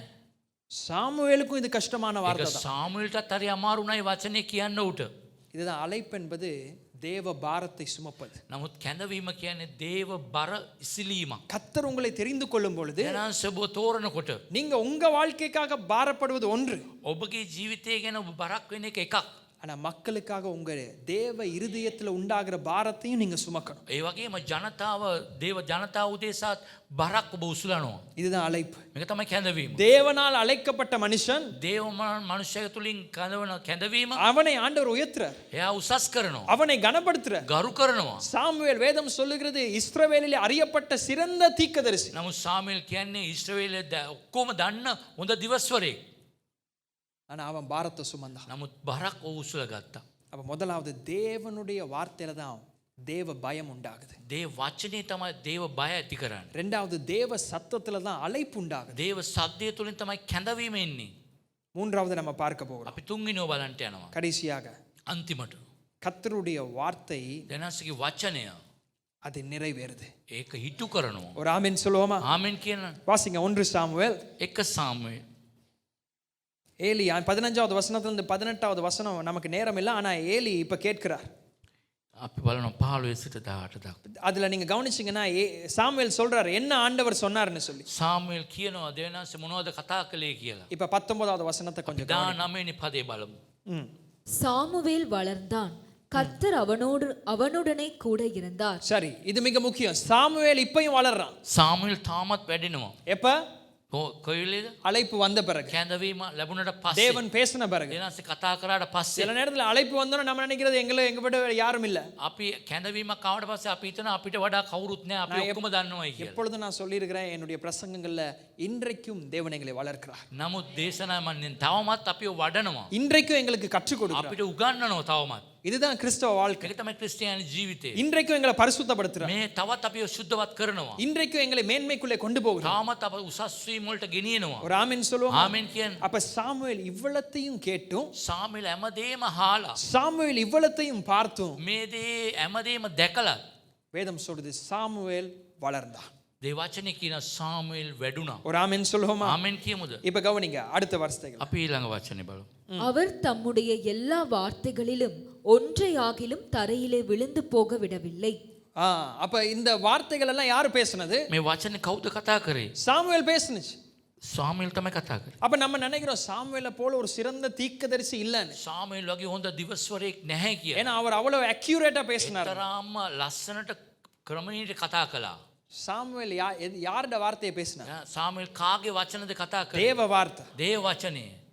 இங்க சாமுவேல் மேல இல்ல எங்களுடைய கவனம். සාමුවෙල්ගේ කෙරේ නෙමෙයි අප අවධානය යොමු කරන්න ඕනේ. எங்களுடைய கவனம் சாமுவேல் பேசின வார்த்தை தேவனுடைய வார்த்தை. අපි අවධානය යොමු කර සාමුවෙල් කතා කරපු දෙවියන්සේගේ වචනයට. ஒரு ஆமென் சொல்லுவோமா? ආමෙන් කියමු. சாமுவேல் கேட்டதை தான் சொல்றார். සාමුවෙල් ආහපු දේ තමයි කියන්නේ. சாமுவேல் ஒரு உன்னதமான தீர்க்கதரிசி. සාමුවෙල් උතුම් වූ දිවස්වරයෙක්. ஆனால் இன்றைக்கு இதை நம்ம வாசிக்கும் பொழுது අද අපි මේ දේවල් කියවනකොට எங்களுடைய கவனம் ஆண்டவர் தரையில் அவருடைய வார்த்தை விழல. දානන්සේගේ වචනේ කවදාවත් බිමට වැටෙන්න දුන්නේ නැහැ. அது விடல ஆண்டவர். බිම වැටෙන්න දුන්නේ නැහැ. ஒரு ஆமென் சொல்லுவோமா? ආමෙන් කියන්නේ. யோசுவாவுக்கு அதான் சொல்றார். යෝෂුවාට ඒක තමයි කියන්නේ. இஸ்ரவேலுக்கு நான் சொன்ன எல்லா வார்த்தைகளையும் நான் நிறைவேற்றினேன். ඊශ්‍රායෙල්ට කියපු හැම වචනයක්ම මම ඉටු කරනවා. இஸ்ரவேலுக்கு நான் சொன்ன எல்லா வாக்குத்தத்தங்களையும் நான் මම நிறைவேற்றினேன். ඊශ්‍රායෙල්ට දුන්න හැම පොරොන්දුවක්ම මම ඉටු කරනවා. ஏன்? ඇයි? தேவன் பேசும் பொழுது அதை நிறைவேற்று. දෙනාන්සේ කතා කරනකොට ඒක වැටෙන්න දෙන්නේ නැහැ. ඒක ඉටු කරනවා. ஒரு ஆமென் சொல்லுவோமா? ஆமென் කියන්න. இதுதான் இன்றைக்கும் எங்களுக்கு நம்பிக்கை தருகிறது. මේක තමයි අපට අදත් බලාපොරොත්තුවක් දෙන්නේ. ஏன் தேவனுடைய சத்தம் விலையேற பெற்றது? ඇයි දෙනාන්සේගේ වචන ඉතාම වටින්නේ? என்றால் அவர் பேசுகிறதை அவர் நிறைவேற்று. එයා කතා කරන දේ අනිවාර්යයෙන්ම ඉටු කරනවා. அவர் சொன்னதை அவர் செய்கிறார். එතුමා කියපු දේ කරනවා. குறித்த காலத்திலே தரிசனம் போடப்பட்டிருக்கிறது. ඒ අරි කාලේදී දර්ශනේ දාලා තිබෙනවා. குறித்த காலத்திலே பேசப்பட்ட தரிசனத்தை அவர் ඒ நிறைவேற்றுகிறார். ආකාරයෙන් මේ කාලේදී දර්ශනේ ඉටු කරනවා. ஒரு ஹalleluya சொல்லுவோமா? හalleluya කියන්නේ. கர்த்தருடைய வார்த்தை ஒரு நாள் வழுகி போகாது. දෙනාන්සේගේ වචනේ කවදාත් ලිස්සලා යන්නේ නැහැ. கர்த்தருடைய வார்த்தை ஒரு நாளும் ஸ்லிப் ஆகாது. ඒ වචනේ ලිස්සලා යන්නේ නැහැ. ஏன்னா அது தேவனுடைய வார்த்தை. ඒක දෙවියන් වහන්සේගේ அது වචනේ. தேவன் தருகிற வாக்கு. දෙනාන්සේ දෙන அது වචනේ. தேவன் தருகிற ப்ராமிஸ். දෙනාන්සේ දෙන පොරොන්දුව. ஒரு ஆமென் சொல்லுவோமா? ආමෙන් කියමුද? இப்ப 20வது வசனம். අපි 20 වෙනි පදයට කියවලා. சாமுவேல் கர்த்தருடைய தீர்க்கதரிசிதான் என்று தான் முதல் பெயர்செபா மட்டுமுள்ள சகல இஸ்ரவேலருக்கும் விளங்கினது. கர்த்தர் பின்னும் சீலோவிலே தரிசனம் தந்தருளினார். கர்த்தர் பின்பு இப்ப கண்டினியூ ஆகுது. දැන් ඒක තවත් කන්ටිනියු වෙනවා. புரியுதா? எப்படி வார்த்தை இந்த அதிகாரம் ஆரம்பிச்சிச்சு? ඒ කොහොමද මේ පරිච්ඡේදය පටන් ගත්තේ? இஸ்ரவேல்ல வார்த்தையே இல்ல. ඊශ්‍රායෙල් වචනේම නැහැ. ஆனா அழைப்பு உண்டாகும் பொழுது කැඳවීම ආවට පස්සේ ஆண்டவர் இப்ப மறுபடி ஜனத்தோட பேசுகிறார். නැවත දෙවනාසි ජනතාවත් එක්ක කතා කරනවා. அப்ப கவனிங்க, ஒரு தேசத்தையே மறுபடி கட்டுவதற்கு එක දේශයක්ම නැවත ගොඩනගන්න தேவ சத்தம் எவ்வளவு முக்கியம். දෙවනාසගේ ශබ්දය ඉතා කොතරම් වැදගත්ද. அப்படின்னா ஒரு வாழ்க்கையை திரும்பி தேவன் கட்டணும்னா, ජීවිතේ නැවත ගොඩනගන්න ඕනේ නම් திருப்பி ஒரு மனுஷன் விழுந்து போனவனை தேவனை உயர்த்தணும்னா නැවත මිනිස්සෙක්ව නැකිටවන්නට ඕනේ නම් இதுதான் பிரின்சிபல். මේක තමයි ක්‍රමය. தேவ சத்தம், දේව ශබ්දය, தேவனுக்கு பயப்படுகிற பயம், දෙවනාසට බය වෙන බය, தேவ அழைப்பு, දේව කැඳවීම இது மிக முக்கியம். මේක හරි වැදගත්. வேதம் சொல்றது இப்ப தொடர்ந்து பேசுகிறார். නමුත් දැන් දිගටම ස්වාමීන් වහන්සේ කතා කරනවා. வார்த்தையை தேட தேட இல்லாம இருந்துச்சு, වචනේ එව්වොත් හරි අම්බ වෙන්න ඇති කාලයක් තිබුණා. வார்த்தையை ஒளிந்து போனதை போல ඒක இருந்துச்சு. නිකන් නැති වෙලා ගියා වචනය. ஆனா ஒரு சாப்டர்ல அப்படியே மாறுது. එක පරිච්ඡේදයකින් හැම දෙයක්ම වෙනස් වුණා. ஏன்னா தேவ சத்தத்தை கேட்க தேவன் மனுஷர்களை பிடிக்கிறார். දේව ශබ්දය අසන දේව මනුෂ්‍යයන් හිටියා. தேவன் சத்தத்தை காண்பிப்பதற்கு அங்கே அநேகர் இருக்கிறார்கள். දේව ශබ්දේ පෙන්වන්නට බොහෝ අය හිටියා. ஒரு ஆமென் சொல்லுவோமா? ආමෙන් කියන්න. தேவ சத்தம் அவ்வளவு வல்லமையா. එතරම් දේව ශබ්දේ බලවත්. ஒரு ஆமென் சொல்லுவோமா? ආමෙන් කියමුද? இப்ப வார்த்தையை கவனிங்க. අපි අවධානය යොමු කරමු. கர்த்தர் சீலோவிலே தம்முடைய வார்த்தையினாலே சாமுவேலுக்கு தம்மை வெளிப்படுத்தினார். ஒரு ஆமென் சொல்லுவோம். ආමෙන් කියමුද? இப்ப தொடர்ந்து கண்டினியூ ஆகுது. ඒක එක දිගටම කන්ටිනියු වෙනවා. சீலோமிலே தம்முடைய வார்த்தையினாலேன்னு சொன்னா, ශීලෝම්ගේ තමාගේ වචනය කියලා කිව්වා. நல்லா கவனிங்க, அந்த காலத்துல வார்த்தைன்னு சொல்லும் பொழுது இந்த பைபிளை பத்தி பேசல. මේ බයිබලය ගැන නෙමෙයි වචනය ගැන කියනකොට කතා அந்த කරන්නේ. நேரத்துல புதிய ஏற்பாடே இல்ல, අලුත් යූසුමක් නැහැ. தீர்க்கதரிசிகள் புத்தகமே இல்ல, දිවස්වරුන්ගේ පොත් නැහැ. தாவீதே இன்னும் பிறக்கல, දාවීත්වත් ඉපදුනේ නැහැ. அப்ப சங்கீதமும் இல்ல. ගීතාවලියත් නැහැ. அப்ப வார்த்தையினால எப்படி வெளிப்பட்டார்? වචනේ තුලින් කොහොමද එළිදරව් වුනේ? அப்படின்னா என்ன வார்த்தை? එහෙනම් මොනවද වචනය? ஆண்டவர் கிறிஸ்துவை இங்க நமக்கு காண்பிக்கிறார். ක්‍රිස්තුස් වහන්සේ මෙතන පෙන්නනවා අපිට. ஒரு ஆமென் சொல்லுவோமா? ආමෙන් කියමුද? இந்த பைபிள் மேல உங்க ஆசை இல்ல, මේ සුදු බයිබලයේ තියෙන ආශාව නෙවෙයි. பிரசங்கத்தின் மேல ஆசை இல்ல, දේශනාව තුල තියෙන ආශාව இது නෙවෙයි. டைரக்ட் பண்ணப்பட வேண்டும். ஆதியிலே வார்த்தை இருந்தது. පටන් ගැනීමේ එන දේව වචනය. ஒரு ஆமென் சொல்லுவோமா? වචනේ තිබුණා. அந்த வார்த்தை தேவனாய் இருந்தது. ඒ වචනේ දිව්‍යන් වහන්සේ ලෙස அந்த வார்த்தை தேவனிடத்தில் இருந்தது. ඒක වචනේ දෙවියන් වහන්සේ සමග තිබුණා. அது இயேசுவின் மேலே. ඒසු වහන්සේ ஒரு ஆமென் சொல்லுவோமா? ආමෙන් කියමුද? கவனிங்க, நிறைய பேர் வார்த்தைய என்னது பண்டிதர்களா மாறிடுவாங்க வார்த்தையில. වචනේ හරි පඬිතයන් වෙනවා. அதாவது என்ன சொல்றேன்னா எல்லாமே தெரியும் அவங்களுக்கு. හැමදේම දන්නවයි කියලා. பிசாசுக்கும் வார்த்தை தெரியும். යක්ෂයාටත් දන්නවා වචන. உங்களுக்கு தெரியுமா, எங்களை விட பிசாசுக்கு வார்த்தை கூட தெரியும். අපටත් වඩා යක්ෂයාට වචන දන්නවා. ஆனா பிசாசுக்கும் ஆண்டவருக்கும் எந்த ரிலேஷன்ஷிப்பும் இல்ல. නමුත් යක්ෂයාට දෙවියන් වහන්සේ කිසි සම්බන්ධකමක් නැහැ. புரியுதா நான் சொல்றது? තේරෙනවද? அப்ப தேவ சத்தத்தின் மேல ஏன் கவனம் போகுது தெரியுமா? ඇයි දෙවියන් වහන්සේගේ ශබ්දෙට තාම අවධානය යොමු කරන්න ඕනේ ஓ, කිව්වොත්? இயேசுவின் மேல எனக்கு அன்பு. ඒසු වහන්සේ කෙරේ ප්‍රේමය. அவர்தான் வார்த்தை. එතුමා තමයි වචනේ. ஒரு ஆமென் சொல்லுவோமா? ආමෙන් කියමුද? அவர்தான் ஆதியில இருந்த එයා வார்த்தை. තමයි පටන් ගැනීමේ තිබුණ වචනේ. அந்த வார்த்தையை சற்று கவனிங்க. ඒ වචනේ අපි අවධානය යොමු කරමු. யோவான் முதலாவது அதிகாரம் යෝවාන් පළවෙනි පරිච්ඡේදය. முதல் 2 வசனம். පළවෙනි 1-2. ஆதியிலே வார்த்தை இருந்தது, அந்த வார்த்தை தேவனிடத்தில் இருந்தது, அந்த வார்த்தை தேவனாய் இருந்தது, அவர் ஆதியிலே தேவனோடு இருந்தார், சகலமும் அவர் மூலமாய் உண்டாயிற்று. ஒரு ஆமென் சொல்லுவோமா? ආමෙන් කියමුද? சகலமும் அவர் என்று சொன்னால் வார்த்தையின் மூலமாய் உண்டாகினது. වචනේ තුලින් ඇති වුණා. யார் அந்த வார்த்தை? කවුද ඒ වචනය? பைபிள் இல்ல, ඒ සුදු බයිබලේ නෙවෙයි. இயேசு. ඒසු වහන්සේ. சகலத்தையும் தேவன் எப்படி உண்டாக்கினார்? සියල්ල කොහොමද මැව්වේ? இயேசு. ඒසු වහන්සේ. ஒரு மனுஷனுடைய வாழ்க்கையை திருப்புவது இயேசு. මනුෂ්‍යයාගේ ජීවිතය වෙනස් කරන්න ඒසු වහන්සේ. ஒரு மனுஷனுடைய வாழ்க்கையை மீண்டும் கட்டுவது வார்த்தை தான், ஆனா அதை யாரு பேசுறா? இயேசு. මනුෂ්‍යයාගේ ජීවිතේ වචනේ තමයි ගොඩනගන්නේ. වචනේ තමයි ඒසු වහන්සේ. ஒரு ஆமென் சொல்லுவோமா? ஆமென் කියමු. அதனால இது பைபிள் மேல ஆசை மாத்திரம் இல்ல, මේක බයිබලයේ කෙරේ ආශාවක් පමණක් නෙවෙයි. பைபிளை கற்றுக்கொள்வது மாத்திரம் இல்ல. ඉගෙන ගැනීම පමණක් නෙවෙයි. அதான் பரிசேயருக்கு சொல்றாரு, நீங்க எல்லாம் வார்த்தையை தேடுறீங்க, පරිශවරුන්ට කියනවා ඔබ වචනය සොයනවා. ஆனா உங்களுக்கு நித்திய ஜீவன் வார்த்தையில இல்ல, என்னிடத்துல இருக்கு. නමුත් සදාකාලික ජීවිතේ වචනේ නෙවෙයි මා තුල තමයි තිබෙන්නේ. இந்த வார்த்தையெல்லாம் என்னதான் பாயிண்ட் பண்ணுது? මේ වචනේ පොයින්ට් කරන්නේ මාව. ஒரு ஆமென் சொல்லுவோமா? ආමෙන් කියන්නේ. அதாவது பெத்லஹேம்ல இயேசுவுக்கு கொடுத்த பேர் என்ன தெரியுமா? බෙත්ලේමේදී යේසුස් වහන්සේලා දුන්න නම මොනවද දන්නවද? நான் கேள்வி கேட்கும் பொழுது அதுல பதில் இருக்கு. ඒකේ නම තියෙනවා. குமாரனுக்கு பெத்லேம்ல அவர் பிறக்கும் பொழுதுதான் இயேசு என்ற பெயர் இருந்துச்சு. ඒ බෙත්ලේමේ ඉපදෙනකොට තමයි යේසුස් කියන නම තිබුණේ. அதுக்கு முதல் அவருக்கு ஒரு பேர் இருந்துச்சு. ඒකට ඉස්සෙල්ලා නමක් තිබුණා. இயேசு என்ற பெயர் வந்து பெத்லேம்ல தான் குமாரனுக்கு கொடுக்கப்பட்டுச்சு. ඒ බෙත්ලේමේ යේසුස් වහන්සේ කියන නම දුන්නේ බෙත්ලේමේ ඉපදුනාට පස්සේ. அப்ப பெத்லேமுக்கு முன்பதாக அவருக்கு இருந்த பேர் என்ன தெரியுமா? එහෙනම් බෙත්ලේමට ඉස්සෙල්ලා තිබුණු නම මොනවද? வார்த்தையானவர். වචනයානු. He is the word. වචනේ වාක්‍යයානු. அதாவது ஆதியிலே தகப்பன் பிதாவை யாவே என்று பார்த்தார்கள். පියාණන් වහන්සේව යාවේ කියලා බැලුවා උප්පත්ති පොතේ. குமாரனை அவர்கள் வார்த்தையாய் பார்த்தார்கள். නමුත් පුත්‍රයාණු වාක්‍යයානු ලෙස බැලුවා. அதுதான் அவருடைய பேர். ඒක තමයි යාගේ නාම. அதை நம்ம இங்க கவனிக்கிறோம். ඒක තමයි අපි අවධානය යොමු කරන්න ඕනේ. சாமுவேலுக்கு அங்கே வார்த்தையின் மூலமாய் வெளிப்பட்டார். සාමුවෙල්ට වචනේ තුලින් එළිදර වුණා කියලා කියන්නේ යේසුස් වහන්සේව. அப்படின்னா சத்திய வார்த்தை அவர்தான். ඒ සත්‍යතාවයේ වචනේ යේසුස් වහන්සේ. அவர் மேலதான் எங்களுடைய வாஞ்சை. එතුමා කෙරේ තමයි මගේ ආසාව. அவர் மேலதான் எங்களுடைய பிரியம். මගේ කැමැත්ත එතුමා කෙරේ. ஒரு ஆமென் சொல்லுவோமா? ආමෙන් කියන්න. ஏலியை விட சிறந்த ஆசாரியன் அவர்தான். නමුත් ඒලිටත් වඩා ස්තරම් වූ පූජකයා එතුමා තමයි.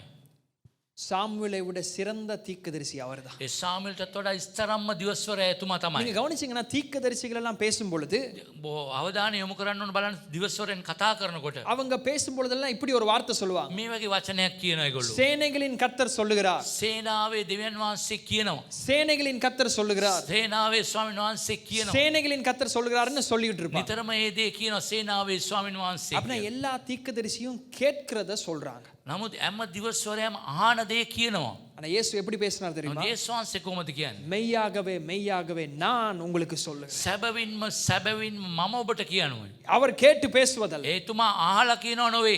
பிதாவுடைய சித்தத்தை கேட்டு செய்கிறார். පියාණන් වහන්සේ කැමැත්ත අරගෙන කරනවා. இதான் இயேசுடைய வார்த்தைக்கு இருக்கிற வல்லம். නමුත් ඒක තමයි යේසුස් වහන්සේගේ වචනේ තියෙන බලය. இயேசு தான் இந்த வார்த்தை. යේසුස් වහන්සේ තමයි වචනය. இஸ்ரவேலுக்கு எப்படி தேவ வார்த்தை எவ்வளவு பிரயோஜனமாய் இருந்ததோ ඉස්රායෙල් ජනතාවට වචනේ කොතරම් ප්‍රයෝජනවත්ව තිබුණාද? இன்றைக்கு வார்த்தையானவர் எங்களுக்கு மிக பிரயோஜனம். ඒ වගේ අදත් දෙනාස්සේගේ වචනේ වාක්‍යයන් අපට ප්‍රයෝජනවත්. அப்படிதான் தேவன் எங்களை கட்டுகிறார். එහෙම තමයි දෙනාස්සේ ගොඩනගන්නේ. அப்படிதான் தேவன் எங்களை உருவாக்குகிறார். දෙනාස්සේ අපි ඇති කරන්නේ. அப்படிதான் தேவன் எங்களை சிட்சிக்கிறார். දෙනාස්සේ අපි තරවටු කරන්නේ. அப்ப இந்த கால நேரத்துல தேவ சத்தம் எங்களுக்கு முக்கியம். ඒ නිසා මේ උදෑසන දේව ශබ්දය ඉතා වැදගත්. தேவ வார்த்தை எங்களுக்கு முக்கியம். දේව වචනේ වැදගත්. அப்படின்னு சொன்னா இந்த பைபிளை மாத்திரம் நான் சொல்லல. නමුත් මේ සුදු බයිබලයේ පමණක් නොවේ මම කියන්නේ. இதையும் தாண்டி මීටත් වඩා ඉහළින් தேவனின் மேலே ஒரு அன்பு. දෙනාස්සේ කෙරේ ප්‍රේමයක්. உங்களுடைய எல்லா பிரயாசத்திலும் හැම වේසමාංශයක් තුල பவுல் வந்து தேவ வார்த்தையை பயங்கரமா அறிஞ்சு கொண்டு வந்தார். පෞල්තුමා හොඳට දේව වචනේ දැන සිටියා. ஆனா தமஸ்குக்கு போகும் பொழுதுதான் தேவன் வெளிப்படுகிறார். නමුත් දමස්කේට යනකොට තමයි දෙවියන් වහන්සේ යේසුස් වහන්සේ එළිදර වුණේ. பிலிப்பியர்ல சொல்கிறார், எனக்கு பெற்றுக்கொண்ட எல்லா லாபத்தையும் நான் ஒன்றும் இல்லாமல் நான் அதை கருதுகிறேன். පිලිප්පේ කියනවා මට ලැබුණ හැම ලාභයක්ම මම කුණු ගොඩක් ලෙස සලකනවා මේ දේ දැනගත්ත නිසා. எதற்காக? මොන උදෙසාද? அவரை அறிந்து கொள்ளும்படி. එතුමාව දැනගත්ත ஒரு නිසා. ஆமென் சொல்லுவோமா? ஆமென் කියමු. இன்னைக்கு ஏன் இத பேசுகிறோம்? ඇයි මම මේ දේ කතා කරන්නේ? எல்லாம் பைபிள்ல சீரியஸா மாறணும்ன்றதுக்கு இல்ல. නමුත් මේ සුදු බයිබලයට ඉතාමත්ම සීරියස් වෙන්න නොවේ. இது வாசிக்கணும் நம்ம. මේ කියවන්න ඕනේ. ஆனா இதனுடைய பின்னுக்கு இருக்கிற ரீசனே தேவன் மேலே அன்பு. මීට පස්සේ දෙනාසෙත් කෙරේ ප්‍රේමය தேவனுக்காக வாழ දෙනාස விருப்பப்படுவது. උදෙසා ජීවත් වීමේ කැමැත්ත. தேவனுடைய சத்தத்திற்கு கீழ்ப்படிவது. දෙනාසගේ වචනයට කීකරු වීම. இதுல மையத்துல இருப்பது இயேசு. ඉතාමත්ම ඒ හරි ප්‍රධානව තිබෙන්නේ යේසුස් වහන්සේ. ஒரு ஆமென் சொல்லுவோமா? ආමෙන් කියන්න. அப்ப இந்த கால நேரத்துல தேவன் நமக்கு என்ன பேசுகிறார்? මේ උදෑසන දෙනාස මොනවද අපිට කතා කරන්නේ? அதான் நான் சொன்னேன், சீரியஸா இருக்கணும் தேவன் பேசும் பொழுது. නමුත් දෙනාසේ කතා කරනකොට අපි සීරියස් වෙන්නට ඕනේ. கர்த்தர் எனக்கு என்ன சொல்லுகிறார்? දෙනාසේ මට මොනවද කියන්නේ? ஒரு ஆமென் சொல்லுங்க. ආමෙන් කියන්න. இதுல தகப்பன்மார் தினத்திற்காக நம் பெற்றுக்கொள்ளக்கூடிய சிறந்த உற்சாகம் என்ன தெரியுமா? මොනවද පියවරුන්ගේ දවසේදී ලබා ගන්නා උතාම උනන්දු වීම සහිත දේ? குறைவு இருக்கிறவர்களிடத்திலும் இருந்து நாம் அநேகத்தை கற்றுக்கொள்ளலாம். අපි අඩුපාඩු තියෙන අයගෙන් බොහෝ දේවල් අපි ඉගෙන ගත යුතුයි. நம்ம சில நேரத்துல நம்ம என்னது ஒரு போஸ்ட் போடுவோம், I have the world's best டேட்னு போடலாம். අපි පෝස්ට් එකක් දානවා අපගේ හොඳම තාත්තයි කියලා. அது தவறில்லை. ඒක වැරදි නෑ. ஏன்னா நீங்க அதை ஏற்றுக்கொள்ளணும். நீங்க உங்க தகப்பனை சூஸ் பண்ணல, ஆண்டவர் தான் உங்களுக்கு உங்க ඔබ தகப்பனை சூஸ் තාත්තව ඔබ තෝරගත්තේ නෑ. දෙවියන් වහන්සේ තෝරලා දුන්න ඔබට. அவங்களுக்கு தெரிந்த விதத்துல உங்களை நடத்துறாங்க. ඒ දන්න විදියට ඔබ මඟ පෙන්නනවා. சில நேரத்துல அது உங்களுக்கு நல்ல அனுபவங்களா இருக்கலாம், சில நேரத்துல கசப்பான அனுபவங்களை நினைவு கூட்டலாம். හොඳ අත්දැකීමක් නැත්නම් තිත්ත භාවයකුත් වෙන්න පුළුවන්. ஆனா தகப்பன் என்பது எங்களை பெற்றெடுத்தவர்கள் மாத்திரமல்ல, නමුත් ඒ පියා කියන අපි අදා වඩා ගත්ත පමණක් නොවේ. எங்களுக்கு கற்றுக் கொடுக்கிறார். අපිට උගන්වනවා. எங்களுடைய ஆவிக்குரிய வாழ்க்கையில எங்களை போதித்து வழிநடத்துகிற ஆலோசிக்கிறார். අපි ආත්මික ජීවිතේ අපිව උගන්වලා අපිව පෝෂණය කරනවා. அவர்களும் என்னது ஒரு தகப்பன் தன்மை வைத்திருக்கிறார். නමුත් පියවරුන්ගේ තත්ත්වයක් උඩ තිබෙනවා. ஆனா அதே நேரத்துல அன்னாள் ஒரு நல்ல உதாரணம். අන්නාල හොඳ උදාහරණයක්. அதாவது எல்கானால் பெருசா அந்த ஸ்டோரிக்குள்ள இல்ல. එල්කානා මේ කතාවේ ඉතා ප්‍රධාන චරිතයක් නොවේ. எல்கானால்ட இன்வால்வ்மென்ட் பெருசா இல்ல. ඒ ඉන්වෝල් එකක් නෑ වැඩිය. ஆனா தனியாக அன்னாள் என்ன செய்கிறா? තනියෙන් මොනවද කරන්න අන්නාල්? கர்த்தருக்கு ஒரு சிறந்த தீர்க்கதரிசியை அவ எழுப்புகிறார். දෙවියන් වහන්සේට හොඳ දිවස්වරයෙක් ඇටියට ඇති කරනවා. தகப்பன் இல்லாதவர்களுக்கு தேவன் தகப்பனாயிருக்கிறார். නමුත් පියවරුන් නැති අයට දෙවියන් වහන්සේ පියවරුක් ලෙස සිටිනවා. நான் தனியான ஒரு தாய், நான் எப்படி இந்த நாள்ல என்னுடைய பிள்ளை எப்படி நான் வளர்க்க முடியும்? මං අම්මා කෙනෙක් ඇටියට මං තනියෙන් ඉන්නේ. කොහොමද මගේ දරුවන්ව හරියට වඩා ගන්නේ? தகப்பன் தூரமா இருக்கிறார்கள். පියා හරි දුරින් ඉන්නවා. அன்னாள் ஒரு நல்ல உதாரணம். අන්නාල් හොඳ උදාහරණයක්. அவளுடைய உடன்படிக்கை, යාගේ ගිවිසුම, அவளுடைய ஜெபம் යාඥාව இஸ்ரவேலுக்கு ஒரு சிறந்த தீர்க்கதரிசியை கொடுத்தது. ඊශ්‍රායලට ස්තරම් වූ දිවස්වරයෙක් ඇටියට පත් කළා. ஒரு தகப்பன் ஒரு குடும்பத்துல இருப்பது அது பெரிய ஒரு ஆசீர்வாதம். ඒ පියෙක් තමන්ගේ පවුලට සිටීම ආශිර්වාදයක්. அது ஒரு பெரிய பாதுகாப்பு. ලොකු ආරක්ෂාවක්. ஆனா இல்லாம போகும் பொழுதும் නැති මොහොතක පවා கர்த்தருடைய வார்த்தை நம்பிக்கை தருகிறது. දෙනාසගේ වචනේ බලාපොරොත්තුවක් ஒரு දෙනවා. ஆமீன் சொல்லுவோமா? ආමීන් කියන්නේ. ஆனா தனியாக விடப்பட்ட சாமுவேலுக்கும் තනියෙන් වුණු සාමුවෙල්ටත් ஏலியா ஆண்டவர் யூஸ் பண்றார். ඒලියව යූස් කර පාවිච්චි කරනවා. ஒரு ஆமீன் சொல்லுவோமா? ආමීන් කියන්නේ. அதனால இந்த காலை நேரத்துல கனம் பண்ணுவதுல நம்ம முந்திக் கொள்வோம். ඒ නිසා ගරුත්වයක් කරනකොට අපි ඉස්සර වෙමු. ஆனா முதலாவது தேவ வார்த்தைக்கு நம்ம ஒப்பு கொடுத்து ஜெபிக்க போறோம். ප්‍රථමයෙන් දේව වචනේට බාර කරලා අපි යාඥා කරන්නට යනවා. கர்த்தர் பயம் இல்லாட்டி දෙනාසගේ දේව බය නැත්තම් எங்கோ ஒரு ஸ்லிப் நடக்கும். කොයි හරි පැත්තක අපි ලිස්සල වැටෙන්න ඉඩ அன்பு இருக்கணும், ප්‍රේම තියෙන්න ඕන. கர்த்தர் மேல அன்பு இருக்கணும். දෙනාසගේ ප්‍රේමය තියෙන්න ஆனா ඕන. அதே போலவே கர்த்தருக்கு பயப்படணும். ඒ වගේම දෙවියන් වහන්සේට බයක් තියෙන්න ඕනේ. அது சும்மா ஒரு பிரசங்கத்துல உண்டாகாது. ඒක එක දේශනාවකින් ඇති වෙන්නේ නැහැ. வார்த்தை ஃபில் பண்ணணும். වචනේ පිරෙන්න ඕනේ. வார்த்தை என் இருதயத்தை ஃபில் பண்ணணும். හදවත පිරෙන්න ඕනේ. அப்பதான் எனக்கு கர்த்தருக்கு பயப்படுகிற பயம் இருக்கும். එතකොට තමයි දෙවියන් වහන්සේට බය වෙන බයවිල්ල එන්නේ. கர்த்தருடைய சத்தம் நடத்துதா? දෙනාසගේ ශබ්දය ඔබ මග පෙන්වනවද? எப்படி என்னத்தை பேசுது உங்களுக்கு? මොනවද කතා කරන්නේ ශබ්දය? என்ன சும்மா நல்ல வார்த்தைகள் மாத்திரமா? හොඳ වචන පමණක්ද? வேதத்துல நான் காண்பிச்ச அவருடைய வார்த்தை உடைக்கப்படாது, எங்களை தான் உடைக்கும். කොයිද කඩන්න බැරි තැන් එතන ඒ දේ වචනේ කඩනවා. என் பெருமையை உடைச்சிட்டுனா උඩඟුකම කැඩුවොතින් என் வாழ்க்கையை கட்டுவார். මගේ ජීවිතය ගොඩනගනවා. ஆனா என் பெருமையை உடைக்காட்டி ඒ උඩඟුව කැඩුනේ නැත්තම් அவர் என் வாழ்க்கையை உடைப்பார். එයා මගේ ජීවිතේ කඩනවා. அவருடைய வார்த்தை அவ்வளவு வெயிட்டானது. වචන එතරම් බරයි.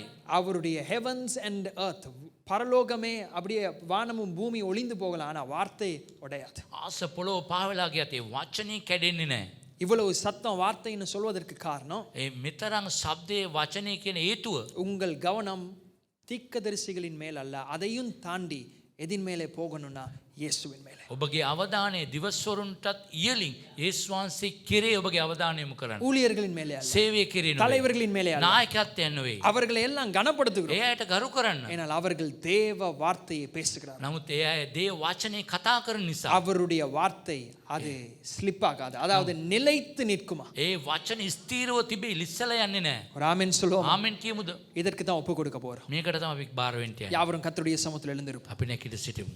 ஹalleluya. හalleluya. Thank you Jesus. நன்றி ஆண்டவரே. ස්තුති.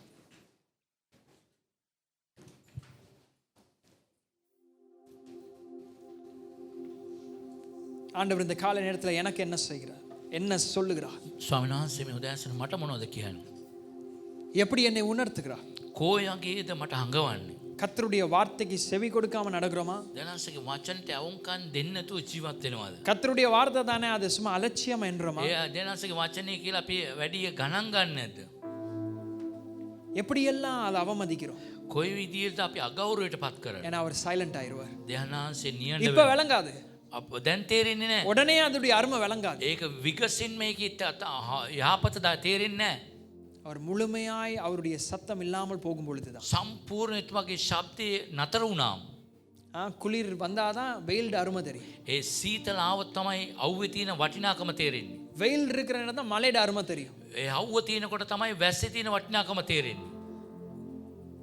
ஆனா ஆண்டவர் இன்றைக்கு நமக்கு பேசும் பொழுதே ස්වාමීන් වහන්සේ කතා කරනකොට எங்களை வளர்க்க விரும்புகிறார். අපිව ඇති දැඩි කරනවා. அவர் உடைப்பார், අඩයි. அவர் சிட்சிப்பார். එයා තරවටු කරයි. ஆனால் அவர் சொல்லுகிறார், நான் உன்னை ஒரு அழைப்புக்குள்ளே நான் கொண்டு போவேன். මං කැඳවීමක් තුලට ඔබ ගේන්න කැමතියි. நான் அப்படிதான் உன்னை வளர்க்கிறேன். මේ වගේ ඉතින් තමයි ඔබ වඩන්නේ. என்னுடைய வார்த்தை ஒரு அக்கினியை போல, මගේ වචනේ ගින්නක් වගේ. அது சுட்டெரிகிறது. ඒක පුච්චනවා. என்னுடைய வார்த்தை ஒரு சுத்தியலை போல, ඒක නිකන් මිටියක් වගේ. அது உடைக்கிறது. ඒක කඩනවා. அதற்கு விட்டு கொடுக்கணும். ඒකට අතහැර දෙන්න. காலை நேரத்தில் கடவுள் அவருடைய சத்தத்தினால எங்களை வழி நடத்தட்டும். ඒ ශබ්දයෙන් අපිව මඟ පෙන්වනවා. கண்களை மூடி கரங்களை உயர்த்தி ඇස් වසලා දෑත උස්සවලා வார்த்தையா இருக்கிற நீராண்டவர் වචනේ නැමැති ඔබ எல்லாவற்றையும் உம்முடைய வார்த்தையினால தான் உருவாக்கி සියල්ල ඔබගේ වචනේ තුලින් ඇති කරන්න. எதையும் நீர் சிருஷ்டிக்கும் பொழுது உம்முடைய வார்த்தையை தான் பயன்படுத்தினீர். හැම දේම මවනකොට ඔබගේ වචනේ තමයි පාවිච්චි කරන්නේ. எனக்குள்ள அப்படிப்பட்ட ஒரு வாழ்க்கையை சிருஷ்டித்து தாங்க ஆண்டவரே. එවැනි මැවීමේ වචනයක් මගේ ජීවිතේට දෙන්න. அப்படிப்பட்ட ஒரு குடும்பமா என்னை சிருஷ்டித்து மாற்றுங்க. එවැනි පවුලක් හැටියට මාව තරවටු කළා ඇති කරන්න. எதெல்லாம் குறைவா இருக்கிறதோ අඩු මොනවද අඩුපාඩු තිබෙන්නේ. எதெல்லாம் பலவீனப்படுத்துகிறதோ මොන දේ දුර්වල කරනවද. வேதம் சொல்லுகிறது ඒ වචනේ කියනවා. அவர் வெளிச்சம் உண்டாகட்டும் என்று சொன்ன பொழுது ආලෝකය ඇති වුණා කියලා அங்கே කියනවා. வெளிச்சம் உண்டாகினது. ආලෝකය ඇති වුණා. வார்த்தையினால என்ன நிரப்புங்க. ඒ වචනේ පුරවන්න. உம்முடைய சத்தத்தினால என்ன வழி நடத்துங்க. ශබ්දයෙන් මඟ පෙන්වන්න. உம்முடைய அழைப்பிலே என்ன வளர்த்தெடுங்க ஆண்டவரே. කැඳවීම එළියට ගන්න. உங்களை நோக்கி நான் பார்க்கிறேன் ඔබ ஆண்டவரே. දිහා බලන්න ඕනේ. உங்கள் மேல அன்பு அதிகரிக்கட்டும். අධික ලෙස ප්‍රේමී. உங்களுக்காய் வாழ எனக்கு உதவி செய்யுங்க. ඔබ දිසා ජීවත් වෙන්න උදව් කරන්න. உங்களுக்காய் பயப்பட உதவி ඔබ செய்யுங்க. දිසා බය වෙන්න මට උදව් කරන්න. ஜெபம் பண்ணுங்க ஜெபம் பண்ணுங்க. යාඥා කරන්න. ஒப்பு கொடுத்தலோடு ஜெபம் பண்ணுங்க.